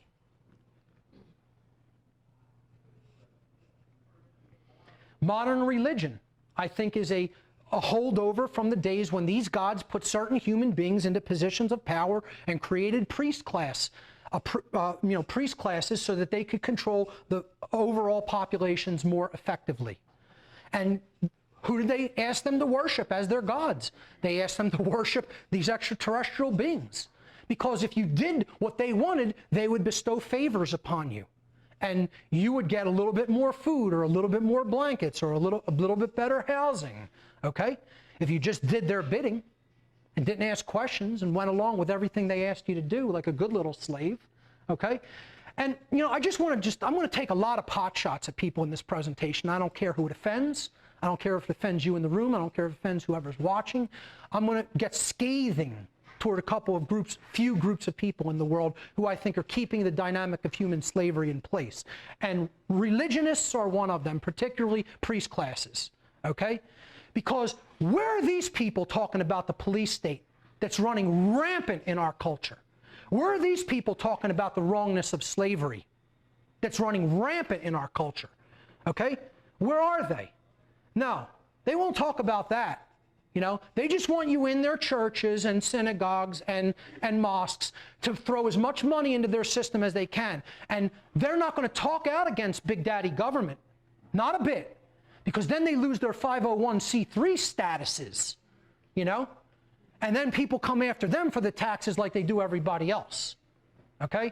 So these aren't holy men. They're nothing of the kind. Nothing of the kind. The people who are doing the real great work to warn humanity about the slavery that's ongoing and needs to end are the holy men of this world. Not these people. Not a bit. Okay? And I mean, if you can't see the similarity, I don't know what to tell you. I don't know what to tell you if you can't see it. Could it be any more clear that they're trying to emulate the gods? You know? You know, that speaks for itself. If I need to say anything there, something's really wrong. This is where the mystery tradition, mystery schools, and secret societies of the modern day come from. Because the gods created these temples of knowledge, centers of knowledge that they gave some knowledge to few people in order to control the masses of people. A hierarchical structure based on occulted information, occulted knowledge. Okay? So this is where modern secret societies come out of the ancient world to us from. And then, of course, from there, you get the dark occult. You get Satanism and dark Luciferianism and the Order of Death and the Bohemian Club, etc. The dark variant of the Illuminati, if you will. Okay? Which means illuminated ones. They're nothing of the kind illuminated. They're frauds and fakes. The real illuminated people are the people who are trying to tell people the truth about what's going on this planet because they have that knowledge. And they're trying to share it with people. They're the illuminators. Those who bring that light to other people. So calling these clowns the illuminated ones is a misnomer. All right? But, you know, they're Satanists most certainly. All right? And that's where these groups come out of.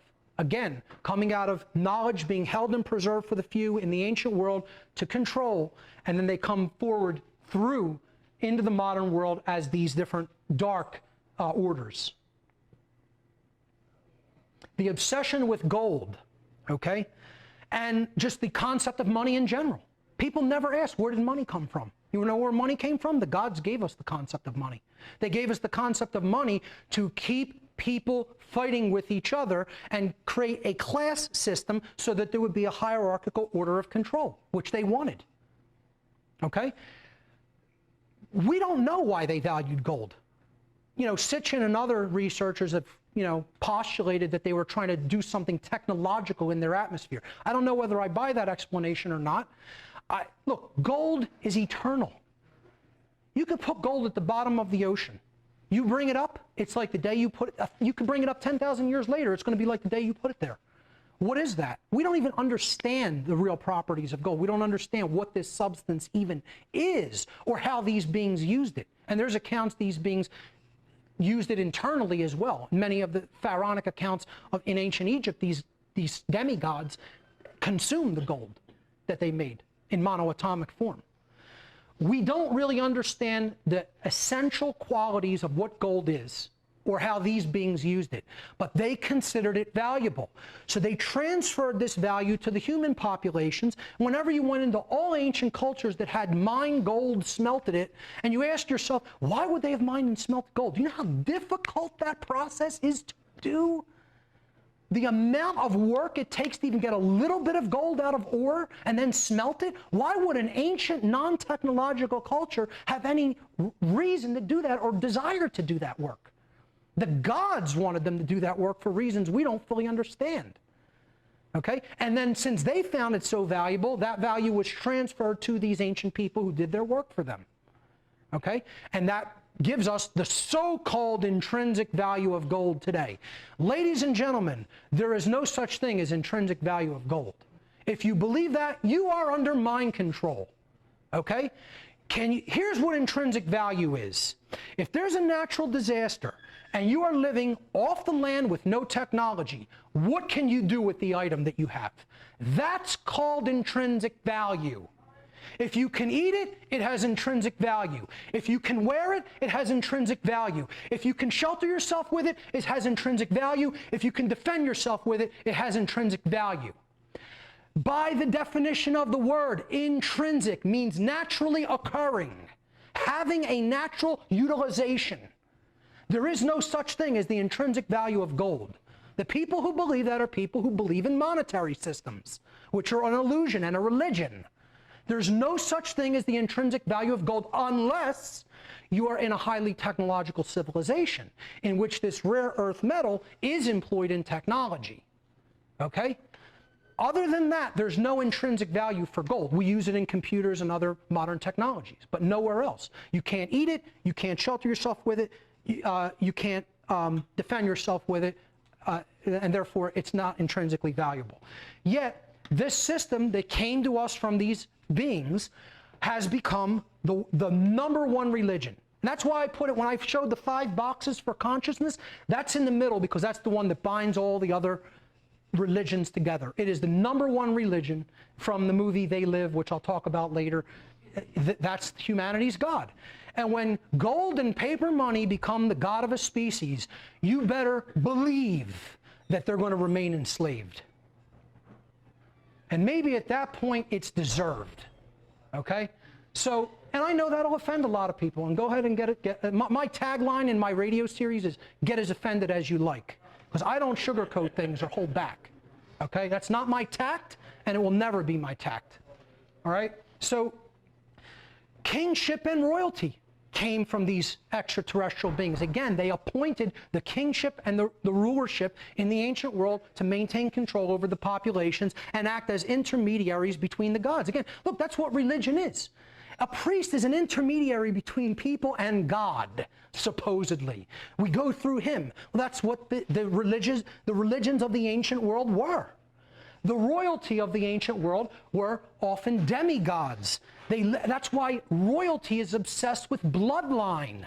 And that's why it's propagated through bloodline. It's not propagated through knowledge or what you know how to do or if you're a better person or a more moral person than someone else. It's propagated through your blood, genetics, bloodline. The demigods had more of the god's blood in them, and therefore they were royalty, seen as royalty on the earth. And that's where all of these systems come from. Hence, the divine right to rule. I have a divine right to rule as the king because my blood is purer than your blood.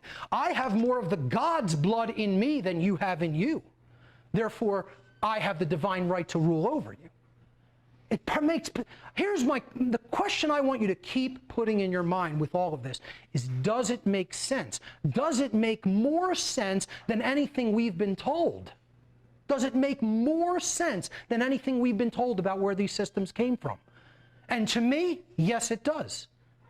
And again, of course, I'll be attacked for that, and the debunkers will have a field day and go right ahead.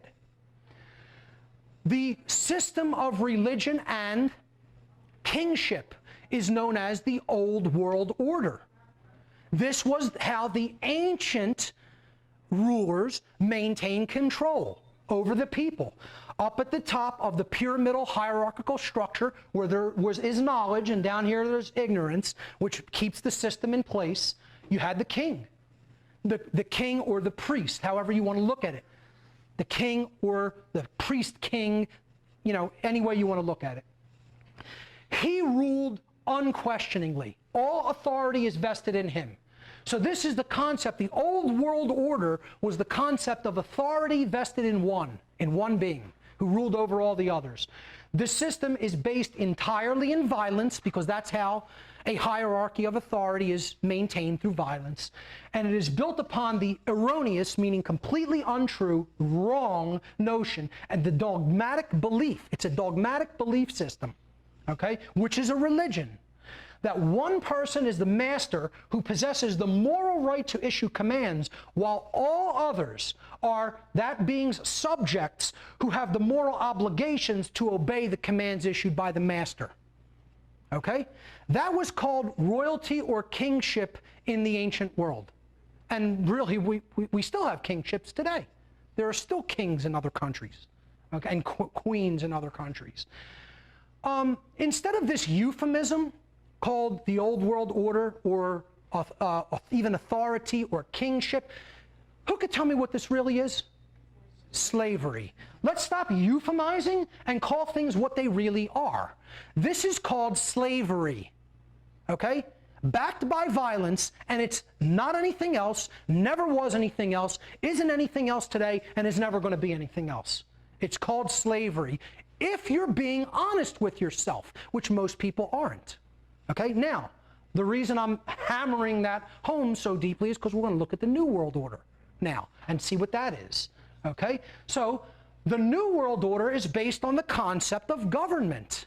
Okay, and government means, from the Latin, and yes, this is the etymology, and yes, this is what it means. If you disagree with that, go and see my podcast on New Age bullshit, which is podcast number 143 on my website. Okay. Government comes from the Latin verb gubernare, sometimes rendered in more modern or non-classical Latin as governare. Okay? Gubernare means to control. And then the second part of the word ment comes from the Latin noun mens mentis, which means mind. When you put them together, the word government literally means to control the mind. It is mind control. To believe in it, someone has to be under mind control, because they have to believe in the erroneous concept of authority backed by violence. Okay? That's what government is now, always has been, and always will be, whether anybody understands that or not. Okay? Now, this is what the New World Order is based upon. We saw what the Old World Order was. It was ruled by one, a priest or a king. Okay? The New World Order is, you have a government on top of the structure. So now it's the same exact structure, ruled by violence and built on the false claim of authority over other people, okay? And all you're doing is you're divesting that so-called authority, that power, okay, granted to the king, and you're just divesting it into a few people in the institution known as government. So this is authority vested in a group. The system is based entirely in violence and built upon the erroneous and dogmatic belief, or the religion, that a certain group of people are masters who possess the moral right to issue commands, while all other beings are subjects who have the moral obligation to obey the commands of the master. Once again, if you think there's any difference between this and the old world order, these are called opposames, as David Icke likes to call them. They're not opposites. They're the exact same thing, euphemized with a different word. It's all language. It's all word games, word magic. Okay? Ultimately, it's the exact same core thing, and that's called slavery. Nothing has changed.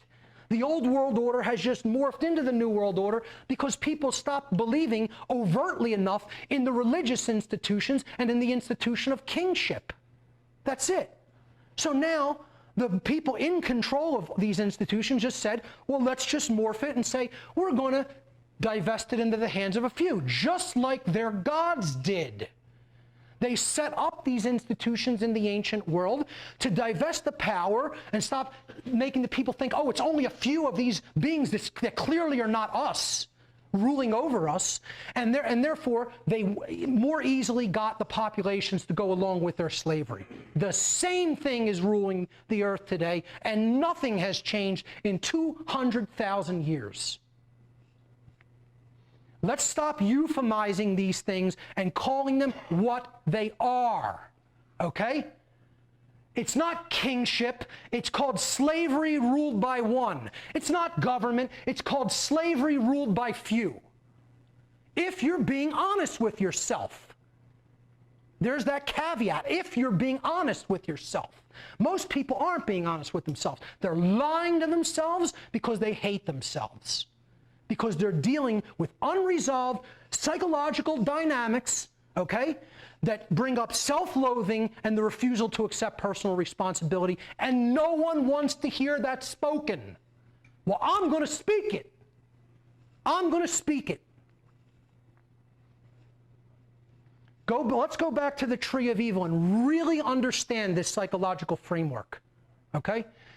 In light of the quote-unquote troubled human past, and that's the understatement of all time, I was thinking about, instead of calling this cosmic abandonment, it should be called cosmic rape, you know, or maybe cosmic partial birth abortion might be more accurate, all right? But, you know, admittedly, we have a troubled past. So in light of this troubled past and the origins of modern cultural institutions, the question is, do we now have a psychological framework through which to better understand the behavior of certain groups of human beings? Can we put certain behavioral groups of people into a certain context behaviorally to better understand why they behave the way that they behave?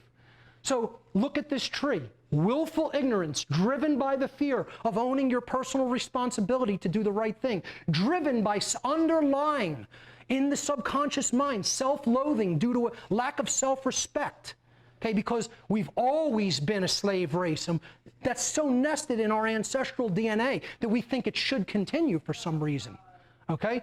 And then underneath that, the cosmic abandonment issues that we have been dealt with as a result of the events of the past. All right, let's look at certain groups of people. Thank you. I have a half an hour left. I'll try to speed through this. All right, rigid skeptics like this guy who's burning in hell right now, if there is a hell, guaranteed he's there. You know who that is? That's Philip Klass. Okay, the biggest so-called ufology debunker of all time, who was, now it has finally come out, was on the payroll of the CIA and was working for the CIA the entire time he was doing all this debunking work. Okay. The biggest clown possibly in the history of the world, this punk, okay? All right?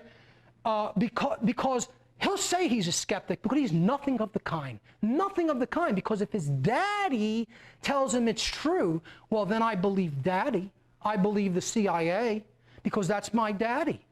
This is how these nested psychological abandonment issues work.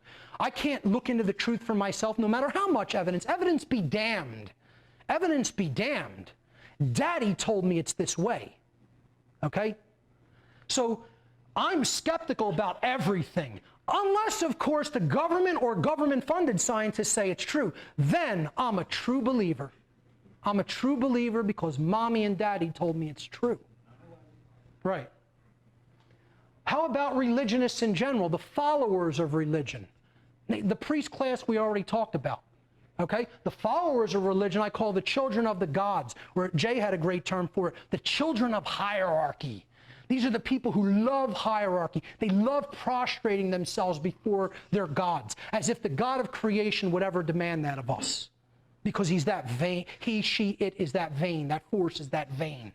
No, the gods were that vain and cruel and sadistic. The God of creation is nothing like that. Okay? So, you know, all religion is about is surrender. It's about surrender. It's not about actually getting to the truth. It's about accepting what we tell you. Okay? So, we believe what we're told to believe. That is so much easier than developing critical thinking skills. That's what religion is. I'm just going to cut right to the core of what's going on psychologically with people like this. And I don't care who it offends. Okay? You listening out there, I don't care if you're offended by it. I'm not interested in that. I'm interested in what's true. Okay? Believers in government, or what I call the supporters of slavery. Look, in all honesty, we even have to drop this term statist. We got to start calling these people what they are. They're supporters of slavery. That's what these people are. Okay? And I don't care what brand they come in. Left, right, center, or otherwise. Okay? The Democrat, the liberal, the political leftist. He wants government, she wants government to be our caretaker from cradle to grave. Thinks that government should act as provider and nurturer like an archetypal mother. This is because there's abandonment issues in the motherly sense that are going on in most people like that. And if you go into people who are political leftist, liberal, Democrat types, okay, and yeah, I am generalizing, okay, you will find people with mommy issues. Okay? You will find people with mommy issues because what they want the government to be is the caretaker that's absent. So they want it to be mommy. I want mommy. And now government's going to be mommy. Okay? Now let's look at the opposite side, the opposame. Okay? As David I calls it, the Republican, the conservative, the political right-winger, okay? They want government to be our protector. We want a strong government. It's got to be our protector. Police the world and keep us safe, right? From cradle to grave, it's going to keep us safe, like an archetypal father figure, like the powerful, protective father figure. Well, just like the Democrats and the political leftists have mommy issues, all the people on the right side, who this is what they think government should exist to do, have daddy issues. They want government to be daddy. Okay? That's the underlying psychological issues that these people have and don't even know they have. They don't even know they have these issues. All right? It's mommy and daddy didn't pay enough attention to me. So I want mommy and daddy present now. That's what this is about. That's what this is about. And look, let's not leave out the minarchists. Okay? Let me just go back one there. The minarchist, the constitutionalist. This is the libertarian. I only want a little bit of government. I want government to beat me 3 days a week instead of 7. Whip me 3 days a week, master, not 7, please. The plantation on the other side of the hill only whips their slaves 3 days a week. Here we get whipped 7 days a week. So I want to go over to that plantation. This is absurdity. It's absurdity. And again, I don't usually speak that strongly out against these types of groups because they're almost there, but they're the people who are most of the way there, but they fear going all the way because they don't want to be labeled an anarchist. Or in other words, a non-supporter of slavery who thinks that slavery should be abolished. God forbid. God's forbid. Okay? And yeah, I'm getting a little bit emotional. Because these people are the people who keep slavery going. They're responsible. How much time do I have? 27. Okay. Mainstream media is the next group, who are psychological infants, children. They don't want to determine truth for themselves and report it in any kind of a responsible way or any kind of a direct way. All they care about is a paycheck. That's it. I'll get up there and lie to people for a paycheck. Write what you're told, mainstream media. Thanks, corporate news. The elite couldn't control the people without you. It's true, because these are the people who keep these topics from ever being explored. See, you don't need to eradicate occult knowledge or wisdom. You don't need to. All you have to do is have enough people dissuading people from looking into any of this and call it fringe and cast doubt on it and cast derision on it. You know, the ridicule factor. That's all. And then people go along with the herd like good little sheep and good little slaves. So these people, what they're really saying is, I'm too much of a low-life coward to tell the truth, so I repeat lies for a paycheck. You know, that's all. And again, get as offended as you like. I don't care who you know in these institutions. I don't care who anybody out there knows in these institutions. This is what's really going on deep down inside in the psyche. These people are sick. You have to understand, I'm not just attacking these people. I'm trying to help you, somebody who is partially well, if not all the way well, to explain you're dealing with psychologically ill people. These are broken individuals that need healing and need to be put back together to remember who we really are. And we're not going to do it unless we deal with these issues. It's not going to be done unless the issues on this tree are dealt with. The New Agers, who I call the hopelessly naive, who want to believe, oh, you know, the aliens from Pleiades are coming here in their giant battle cruisers to rescue us from our own ignorance any day now. You know, or no real knowledge is going to have to be done. We're going to have to meditate the world into a new way of being. But you're not going to have to actually study and read books and take up knowledge into yourself. God forbid. That might involve effort and work. And we can't have that, you know. So we're just going to sit in a lotus position and meditate all day. Okay? And the other things, they have just wildly off notions about how actual dynamics of the laws of attraction work that are completely unfounded and don't work the way that they're claiming that they work. Because they don't understand natural law. The New Age movement is put there as the last cul-de-sac before the gold mine to cut people off from a real understanding of natural law. And again, like I said, this presentation really goes hand in hand with my natural law seminar. All right? So that's going to be out probably by the end of this month. It'll be up on my website. It's 10 hours long. You have to watch that seminar when it's released. I go in depth with slides into what natural law is and how it works. All right? So these people are saying, we don't talk about the abuse mommy and daddy put us through. If you ignore it, it goes away on its own. Ignore the negative. Never talk about the negative, ever, ever, ever, because you're giving power to it. And that has absolutely nothing to do with how things really work. You have to expose what's going on. And then the knowledgeable yet inactive. These are all the people, oh, wait a minute. Here, I think I'm doing enough because I fast blast a few emails, or because I go on some forums and have some arguments over some little detail in this researcher's work. You know what these people are? They're a bunch of clowns, okay? They're cowards. Let's call them what they really are. All the people who do this, folks, cowards. Cowards. I'll look right in the camera, I'll look right in their face and tell them. Cowards. Because you don't want to come out, you don't want to put your name on the line, come out with your real name and say, I stand against all forms of slavery, and I'm going to do everything I can to abolish them. Okay? I'll hide behind a keyboard. I'll give myself a little pseudonym or an acronym name. And I'll attack other researchers on the little aspect that I think they got wrong, instead of actually telling people what the truth is in a way that can be readily understood by other people. Okay? They're armchair quarterbacks and they're lazy cowards. Okay? And here's what they're saying. I know all about what's going on in the world. Can't you see how well I'm putting all that knowledge to use? Can't you see what a great job I'm doing? So many people are inactive. Yeah.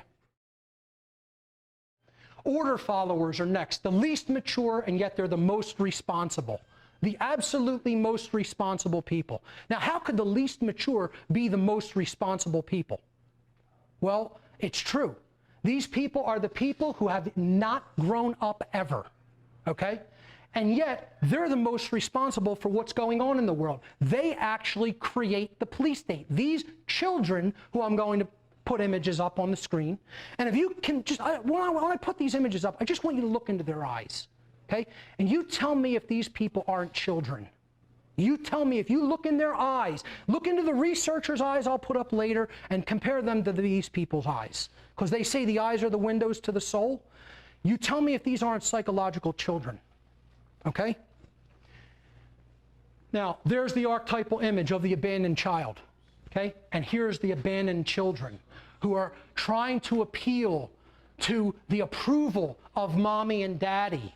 I want to appeal to the approval of daddy because mommy and daddy didn't pay enough attention to me in real life. So this is my surrogate family. I want to look all the same like a good little boy and girl that does what they're told on command, like a robot. On command like a robot. Look into the eyes of these people. Tell me you don't see psychological children. I'd tell you there's something wrong with you if you don't see it. Okay? Because you have to be completely unconscious not to see that these people have not grown up one iota from childhood. Not one. Yeah, though they're big and bad trying to take other people's rights away on command. Yeah. But here's what they really are, folks. We are the house slaves. We are the house slaves. No lower form of life than a house slave. And you know what? If anybody wants to try, I'll just say this. If anybody wants to try that, to make that a race issue, you go right ahead and try. Because the blood of Chem flows in my veins. Because my ancestors that I've traced back, my ancestral tree, go back to the land of Chem. Okay? So I can speak on that like that. And so could actually anybody else who's telling the truth. It's not a race issue, it's a truth issue. Okay? These are the house slaves. We'd rather enslave our own species, and ourselves included, rather than grow up, develop real courage, and think for ourselves. The researchers whose work I think you should really look into, and I'll get into solutions in a moment. Okay? You got to look into these guys' work. Okay, write them down, look into them on your own. Eric von Däniken. Okay, brilliant work. Chariots of the Gods, The Return of the Gods, and many other works. We have 15 minutes. I'll try to blast through this. Zecharia Sitchin, phenomenal and monumental amounts of work that he's done with The 12th Planet, There Were Giants Upon the Earth, The Lost Book of Enki, and many others. Lloyd Pye, I dedicated the whole presentation to this gentleman. His work with the Star Child skull is phenomenal. You have to check out the book, Everything You Know Is Wrong. You have to go online and download this guy's YouTube videos and watch them all. You have to understand Lloyd Pye's work. It is invaluable to this field of research. Michael Tellinger, most people don't know about him. I think he's gaining more notoriety, and rightly so. The Slave Species of the Gods. You have to check this book out. It is required reading as far as I'm concerned. David Icke, written incredible work, so well sourced too. All the people who attack this guy's work, I guarantee you have never read his books. They've heard a clip, a snippet of one of his videos and say, oh, I disagree with that. You got to understand how well documented this guy's books are. And they're 600-page books, and he's written like 18 of them. Okay? So no small amount of research. It's monumental amounts of research. And I've always said in my work, if the world had a tenth of the courage of this man, we'd be free today. Credo Mutwa, who David Icke brought forward, he's a Zulu shaman. I believe they call them Sanusi in the Zulu culture. You got to check out the video, The Reptilian Agenda. This guy's a library of knowledge. Michael Tessarion. How many people are familiar with this gentleman? Okay. If you're not familiar with Michael Tessarion, I don't know what to tell you. You have to become familiar with him. You have to watch the whole series of Origins and Oracles. How many people have actually sat down and watched all 22 discs of Origins and Oracles? Raise your hand. And there's one person who's not here. I think Jay stepped out of the room. He has 4 people in the room. That's unacceptable. Absolutely unacceptable. This work is one of the most important works in modern history. You have to get these DVDs, get them from a friend, talk to me, I have them, I can copy them for you, okay? You have to watch these DVDs, All right? Graham Hancock, Fingerprints of the Gods, Lost Knowledge of the Ancients, Knowledge of the Lost Civilizations. Michael Cremo, Forbidden Archaeology, brilliant work. Somebody who I've been following recently, L.A. Marzulli, brilliant work on the Nephilim and the Watchers. The Watchers video series is one of the best documentary series I've seen recently. I highly recommend it. Comes at things from a little bit more of a biblical perspective, but hey, his research is great. David Hatcher Childress, again, mostly dealing with the technology of the ancients. Trey Smith, another person who's done a lot of great videos on the Nephilim and genetic manipulation of humanity. Georgios Tsoukalos, I think, did a lot of great work in the early parts of Ancient Aliens. He's looking a little tame in this picture, but I like his early work. I think some of the later seasons fell a little bit short of what he was doing in the earlier seasons, but I think the earlier seasons of Ancient Aliens should definitely be checked out. Emmanuel Velikovsky, Worlds in Collision, about the history of our early solar system. Robert Schoch has done some great work on the dates of some of the ancient megalithic structures. Check out his work as well. Alan and Dallaire wrote the book Cataclysm about the deluge in ancient times. I think that's a book definitely worth checking out. Allegories that we see this story told about in modern fiction, okay? They Live, story about alien takeover of the earth and how only a certain group of people can see them who have the drive and the desire to see the subliminal messages and the mind control that they put out. Roddy Piper was the star, probably my favorite movie of all time. If anyone hasn't seen They Live, it's required viewing. The tales about these two brothers who come to a less advanced civilization, and one of them wants to become a king. The Man Who Would Be King, it's the tale by Rudyard Kipling, told in the movies again. And then a remake of this, The Road to El Dorado, which was, I believe, put forward out of DreamWorks. And again, the two brothers, one of them wants to rule the city of El Dorado and get all the gold. They came for the gold. They stayed for the adventure. Oh, what an adventure it is. The story of Thor, of course, is the story of the brothers Enki and Enlil, okay? With their king Anu, who is Odin in the Norse tradition. These are the gods and the Norse name. It's just it's just been retold. This would be Enki, this would be Enlil, and this would be Anu. It's just retold. And of course, the gods have a penchant for earth women. You know, it's all there in Hollywood. They're telling you. The Island of Dr. Moreau, about the genetic manipulation of humanity. This is just an allegory. We're on the island of Dr. Moreau. It's called the Earth, okay? And it says, through DNA experimentation, Dr. Moreau has upset the balance of nature. He has turned animals into humans, and now heaven has turned into hell. Right on the cover of a DVD box. Story about resources being taken from different cultures and mined. Dune, the spice being mined. This is like the Anunnaki coming for the gold. And again, it's an allegory about what we're doing to other countries with oil. And like Avatar, same theme. An extraterrestrial culture comes to another planet, exploits the resources and kills the people. And you know, it's like them coming to the earth for the resources they wanted. And what we're doing, because that's what our parents taught to us, we're doing the same here and exploiting third world countries for their resources. Great allegory. That's why it was so popular, and I think it might still be the top grossing film of all time. The Matrix trilogy, which I've done another series on, video series. This is another allegory about the takeover by non-human intelligence over humanity and making them into a slave race. Again, in this, it's depicted as AI or artificial intelligence, but just substitute the artificial intelligence for these extraterrestrial beings. Substitute AI for ET, and you have the same basic story. Star Trek Deep Space Nine, a brilliant allegory about this race of founders who are shapeshifters and who control this other race of reptilian-like creatures who are called the Jem'Hadar, okay? And they keep them on drugs, which is called white, which they pump into their neck, and that's an allegory for adrenaline, keeping the police hopped up and addicted to adrenaline, you know, and keeping them acting as the house slaves for the designs of the founders. It's a great allegory. There's a lot of other allegorical stuff in Deep Space Nine as well. which I don't have time to get into. Perhaps the best allegorical movie to check out regarding this ancient story, which was crushed in Hollywood and crushed in newspaper reviews. Whenever they don't want you to see a movie, they're going to crush it in the reviews to dissuade as many people from seeing it as possible. This is one of the best movies ever made about the true origins of humanity and the ancient story of what happened on this planet. And I guarantee you hardly anybody has seen it. How many people have seen this movie? Look at that. 5 people in the room. Okay? Battlefield Earth. It was written by L. Ron Hubbard, okay? And it was made into a Hollywood movie. Look at the similarities in the skull type, okay?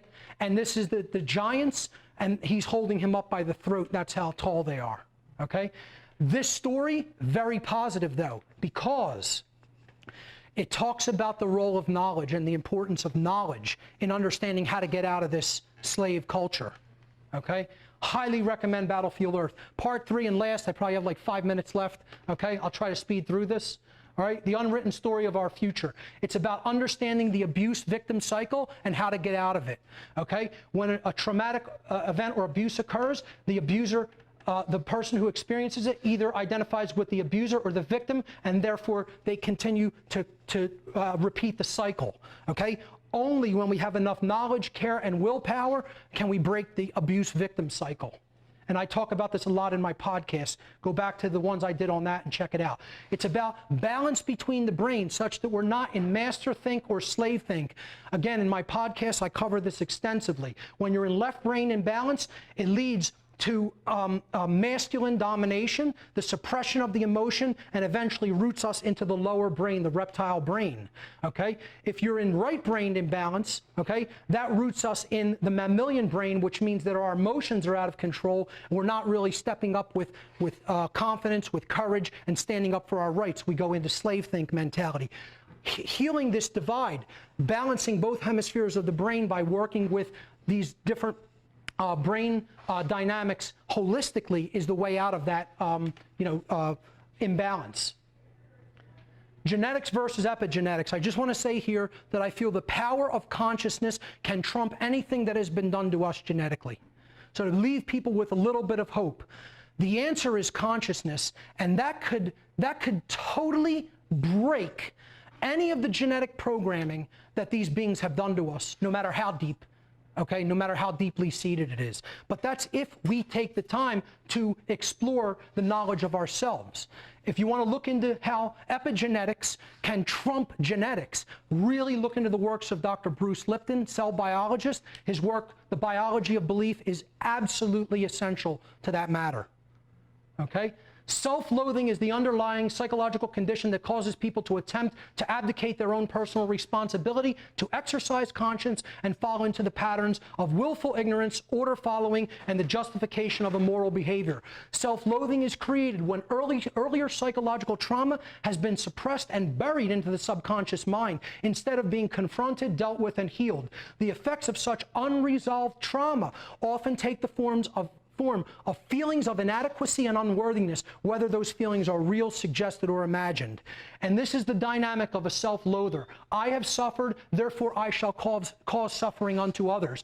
That cycle has to be broken, and this is the exact mindset, okay? I've suffered, therefore I'm going to cause suffering, that keeps people in the prison of their own making. 5 minutes, great. Self-respect, from the Latin re, meaning again, and spectare, meaning to look at, is the only thing that can ultimately heal self-loathing, and therefore help to put humanity on the path to healing and conscience. Self-respect ultimately means to take another look at oneself. Respect, to look at again, to look at the self again, to go in and understand the aspects of human consciousness. Okay? These are what I call the 3 R's: respect, remembrance, and responsibility. Respect, remembrance, and responsibility is the path out of this prison, okay? Self-respect, taking another look at the self, remembering who we really are, okay? Self-knowledge, knowledge of self.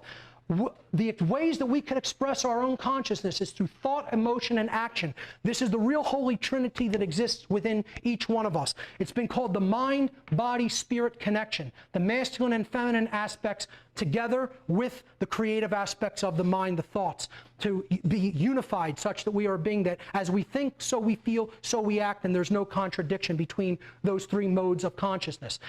Here's the expressions, thought, emotion, and action, the fulfillments of which are the fulfillments of thoughts are knowledge, understanding, and wisdom. The fulfillments of emotion are true care, empathy, and compassion. The fulfillments of action are courage, willpower, and persistence. This is what humanity needs to develop. If we stay in the failures of thought, emotion, and action, we stay in the prison. The failures of thought are ignorance, foolishness, and naivete. The failure of emotion is apathy, indifference, and callousness. The failure of action is cowardice, laziness, and submission. Okay? That's the basic knowledge chart that we need to take into ourselves and understand how we work, because our controllers know how the human consciousness works, and they've done their best to keep that knowledge from us. We have to understand our own sovereignty. Sovereign is a word derived from Latin, the adverb super, meaning above, and the noun regnum, meaning rulership or control. Thus, sovereign means one who is above the rulership or control of another, or in a word, free. Sovereignty, the word sovereign, simply means, ladies and gentlemen, not a slave. It doesn't mean anything else. It never has meant anything else. It means that you are the ruler of yourself, and no one else rules over you externally. It means you are not a slave. Every person in the world is sovereign, whether they know it or not. Slavery is illegitimate. None of us are legitimately slaves, therefore we are all sovereigns. An individual's personal responsibility to choose right action over wrong action for themselves is always their own. One can only make the claim that they can, quote, abdicate their personal responsibility for such choice, for such decision to someone else. This can never actually be done in reality. More simply put, an individual is always responsible for their own behavior, for their own actions. We need to grow up, think for ourselves, and stop following orders. Following orders is not a virtue. It is the path to total destruction. It is the path to slavery. It should not be looked at as a virtue. Really wrapping this up, the bottom line of all of this is, regardless of how troubled our cosmic childhood may have been, humanity's childhood is over, ladies and gentlemen. Humanity's childhood is over, and a choice stands before us all. That choice is either to enter cosmic adulthood or perish. That is the choice that stands before humanity right now, and is up to each one of us to make. The path to that cosmic adulthood is the understanding of natural law and how to apply it in our lives. That is the master key which the universe has given to us. That is the pathway to freedom that can unlock all the locks on all the doors to all the cages. Okay? Natural law is the answer. Okay? And what the universe is beckoning us and calling us forth to do, ladies and gentlemen, in 2 words, what the universe is beckoning us and calling us forth to do on this planet is to break our chains and to end slavery. To end slavery. When we do that, and not a moment until, maybe we will be able to create a new world that is really worth living in for ourselves and our children, and then maybe we will be able to go off-world and join our other benevolent brothers and sisters in the stars. Thank you very much.